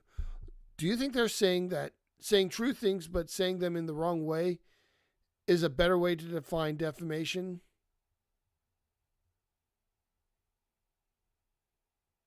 I couldn't tell what they were saying. I'm sorry. Okay. Well, because they're saying they're showing what God's law is for defamation, and they're saying God is concerned that the statement not only be true, but also that it be appropriate to give. So presumably, even if a statement is true but it's not appropriate to give, that's defamation. Okay. That sounds insane to me. Like, if it's true, it's not defamation, and the idea that it should be, this is going to be manipulative. They're going to say it's defamation when you criticize your authority because you shouldn't do that. It's not appropriate to do that. Right. Even if it's true. Like, and I think that they'd mentioned something like this earlier, but they bring it up again here in a special blue box, by the way. Public criticism of a person is not necessarily the same as defamation. Criticism which expresses opinions about the facts on which different views may arise is not defamation. Defamation involves a false attack upon a person's character or integrity, which hurts his reputation. Like I said way back at the beginning when they said something similar, they're setting it up so that the authority can criticize people and it's not defamation. But if you criticize the authority, it's defamation. And it just I just wonder if they're protesting too much. Probably. Yeah. All right. Page 435. We've got we've got a series of examples, and you're supposed to say whether it's libel or slander in man's court or in God's court. So here's this example. In anger, a person writes a letter purposely containing a number of untrue charges, marks it confidential, and mails it to the other person. This letter is inadvertently read by others and eventually printed in the newspaper. Now, in man's court, this person is innocent. The writer could not have foreseen the publication to others, and he had made reasonable attempts to limit its contents to the original reader. Therefore, it could not be considered as libel. That's wrong. That is, my understanding is the way that was handled, even marking the letter confidential, it would still be considered publication and therefore libel. Interesting. Yeah. Then the next highlight I have is it also represented. And of course in God's court it's guilty. Of course. Because it contained untrue statements and resulted from wrong motives. It also represented an improper method of handling differences between individuals. The person should have gone to the other one and sought to work out the differences. And this specific example made me think. It seems to me that more than once, Paul wrote letters that would be this. Mm-hmm. Like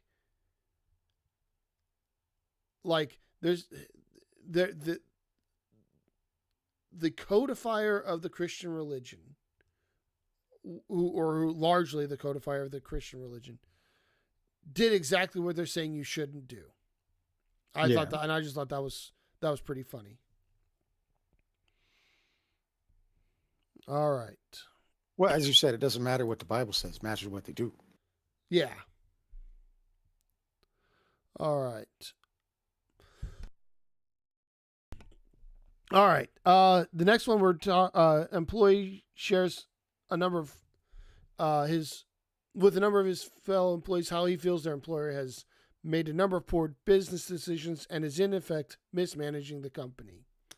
In God's court, the person is guilty of defamation. Because even if they did arise from a concern for the good of the company, they still reflect a lack of respect for the employer and a wrong response to authority.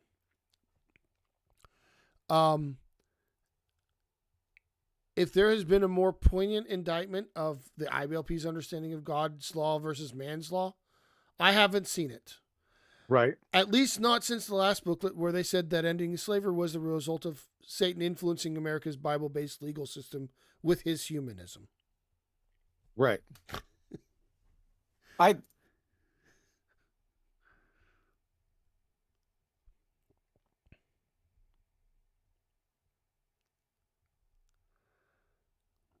Hello? I'm here. Okay, I thought you were going to say something. It's the same thing I've said again and again. Like, I don't understand how they could be this evil, man. Yeah. Yeah. All right. Go ahead. Like, I like to think that you and I ended up, decent people. And I'm like, how did we do that? Yeah. All right. I have no more in this. We got to the medicine resource. I do have a few comments through this, but one thing I wanted to do was just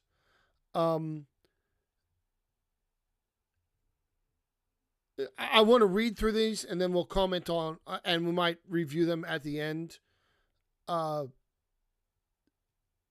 but I wanted to read through their definitions of the different types of verbal wounds we can receive, and I might have some more other comments as we work through this section. So we've got cutting words. Actually, you know what? I think I'm going to go ahead and go through those first two comments, and then we'll come back and read these definitions. So this comment here. Whereas cutting words come from close friends, piercing words come from enemies. Okay.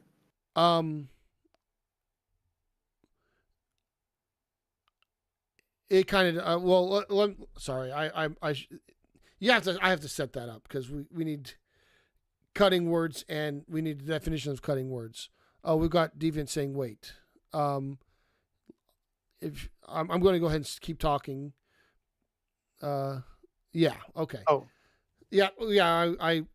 We're doing that. All right. So cutting words. Cutting words are unkind words that have a sharp edge to them. They are often spoke with slicing sarcasm. They are usually motivated by envy or anger. All right. Now, piercing words. Piercing words are unprincipled and unscrupulous verbal attacks. They're like pointed, penetrating arrows that go deep into the person at whom they are aimed. These barbed darts are often unleashed in hatred and animosity. Do you see a difference between either of those? Like those two definitions? They're spelled differently. Are they describing anything different? I don't think so. I don't think so either. But I'm not a legalist. Yeah. But so here they bring the contrast between cutting words and piercing words, which is cutting words come from close friends and piercing words come from enemies. Do you have any idea what they're talking about? I mean, it is a different kind of hurt. Like only a friend can stab you in the back. You know, because it's got that extra bit of betrayal into it, but like,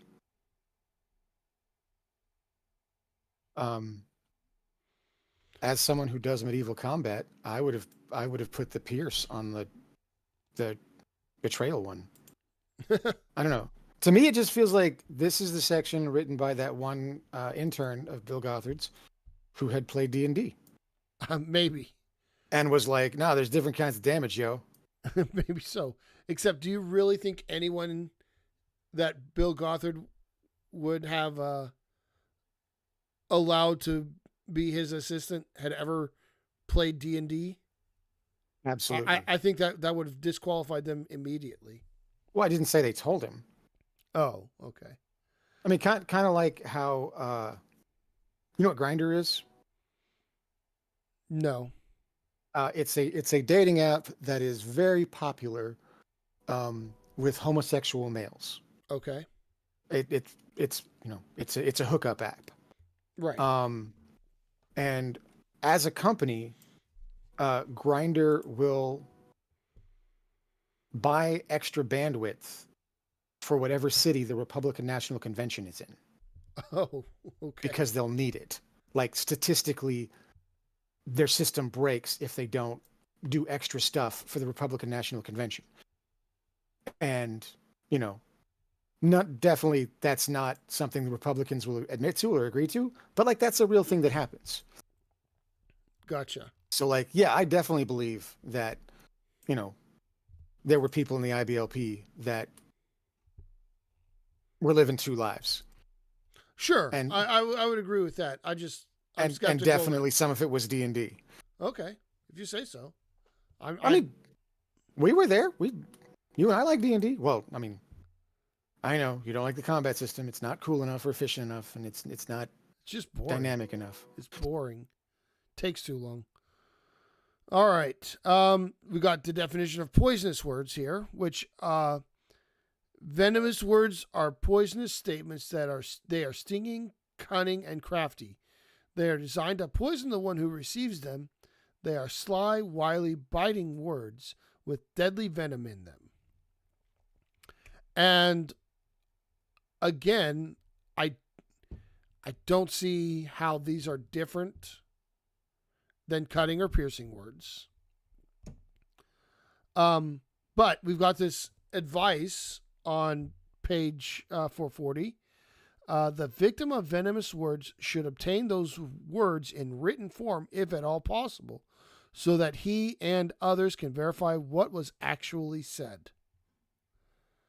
Oh my. Right? Like, what? It seems incredibly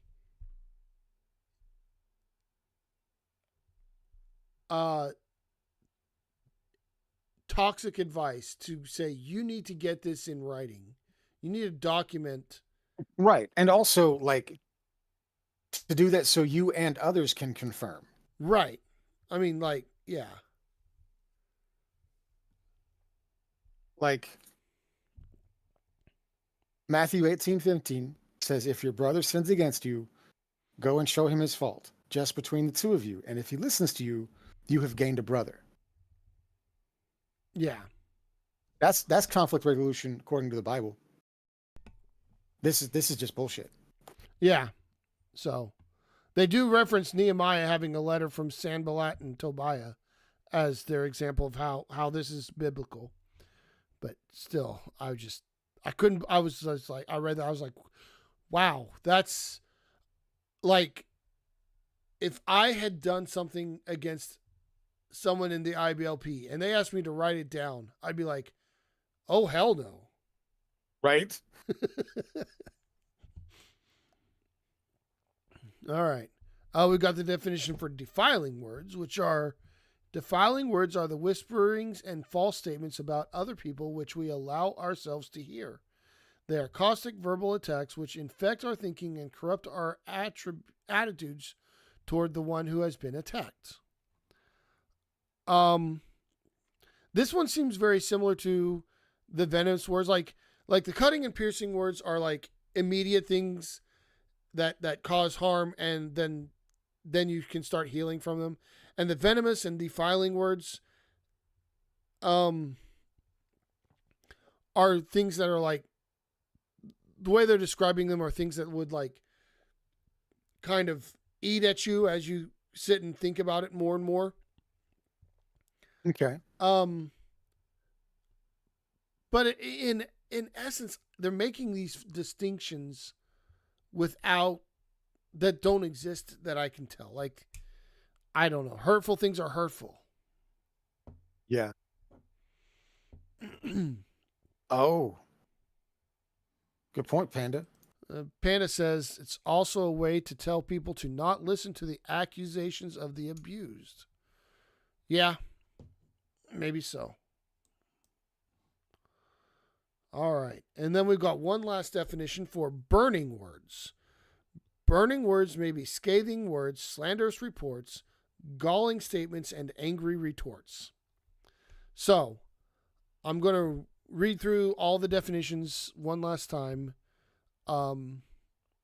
without any discussion, so we can, and I just want you to listen to them and tell me if you think there's any distinctions to be made between these.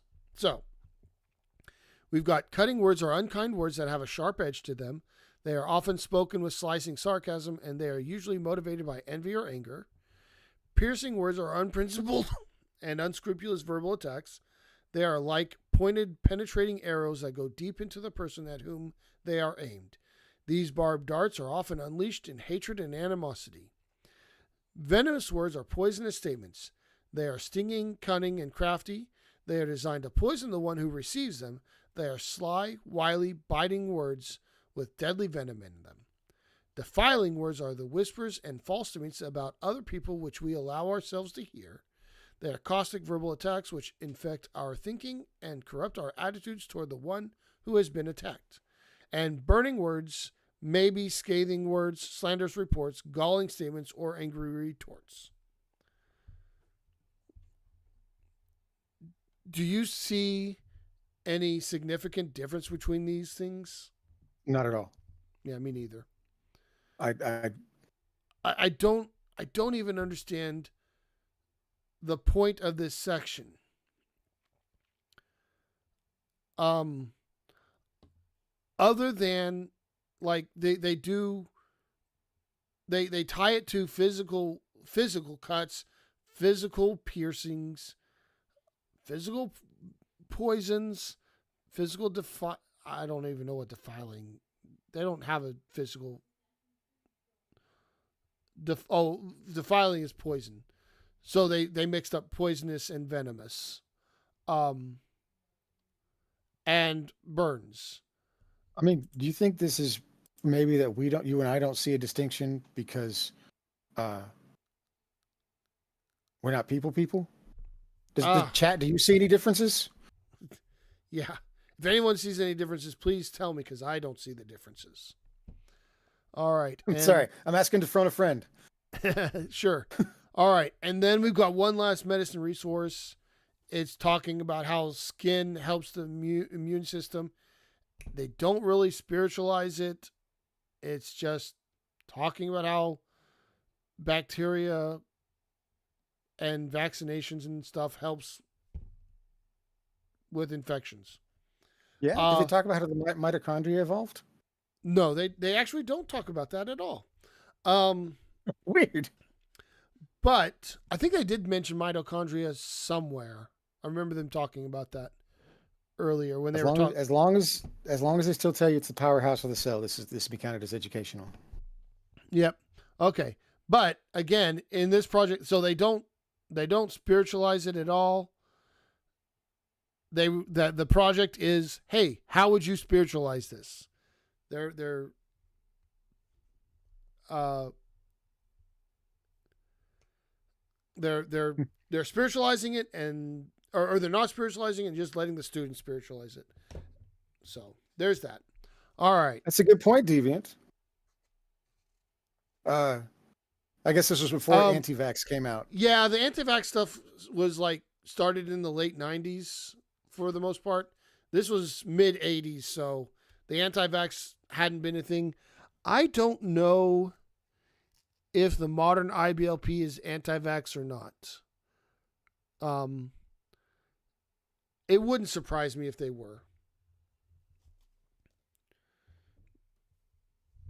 I mean, might as well get some allies. Yeah. All right. Um. All right. So, uh, we're going to talk about our most toxic thing. In the meantime, if you have any questions for us in chat, please drop those in, and we'll answer those when we get done with it. So, Martel, what was the most toxic thing that you saw? Um, I mean, it is a callback, but I mean, we did talk about it today. But the inability to recognize the difference between bad behavior and good words uh, has really messed with me in my life. Mm-hmm. And that was in this lesson, and that's oh my gosh, that is like the number of times I've thought in my life, like, why are my friends doing this to me? When the truth is, they weren't my friends. They were using me because they realized, if you if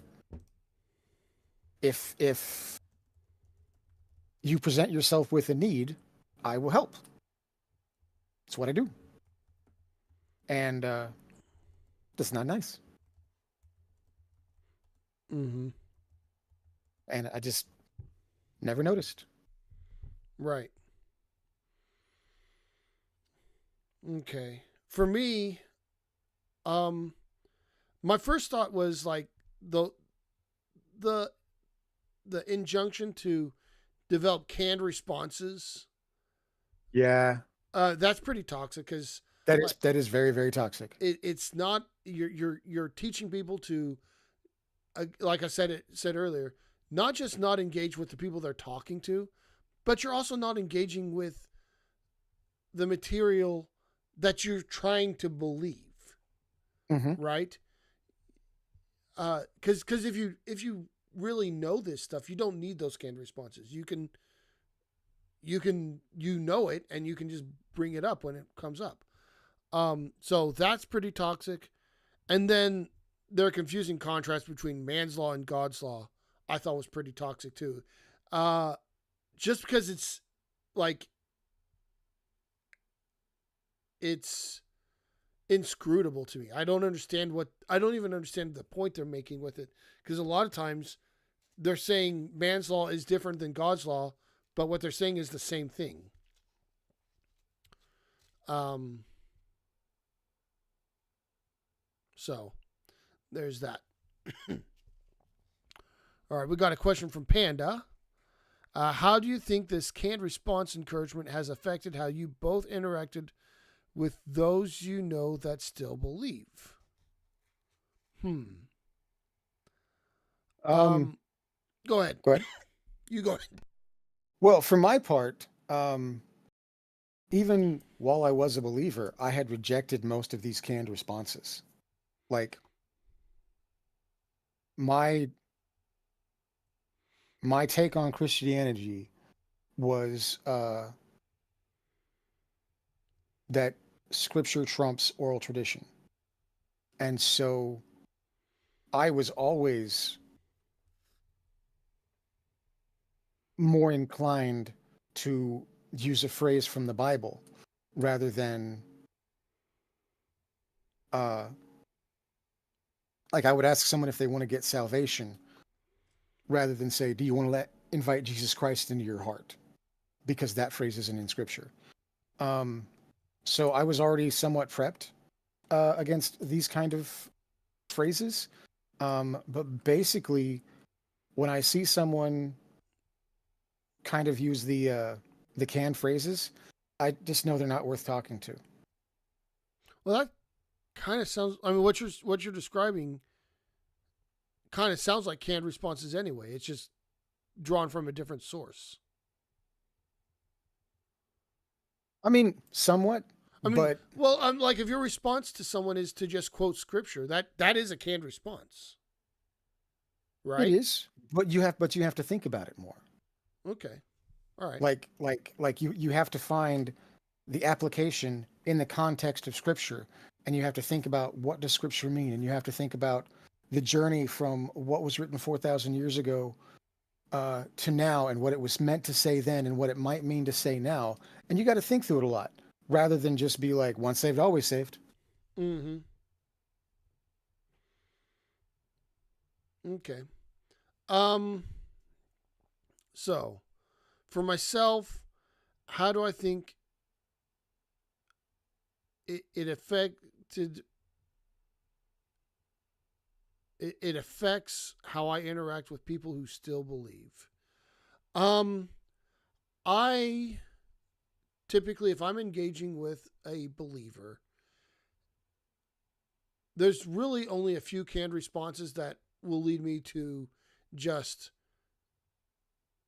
dismiss that person altogether. And it's usually the ones like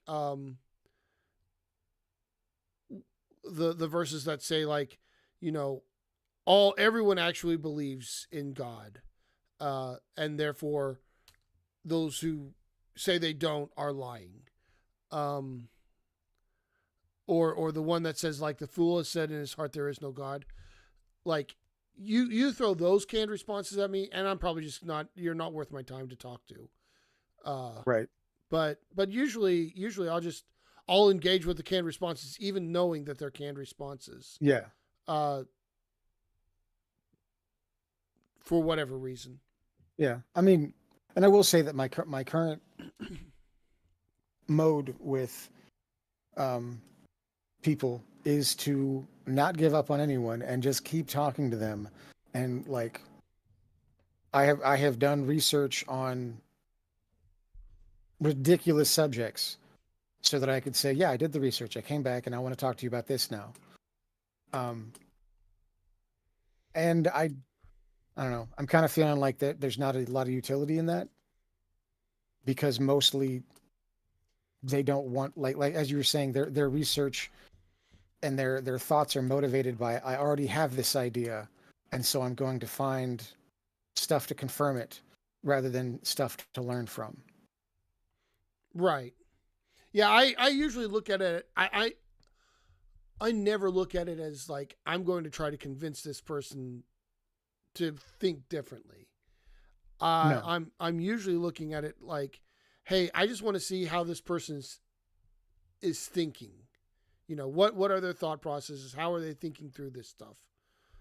But Oh, but trying to change their minds, I think that's generally not a thing that's going to happen.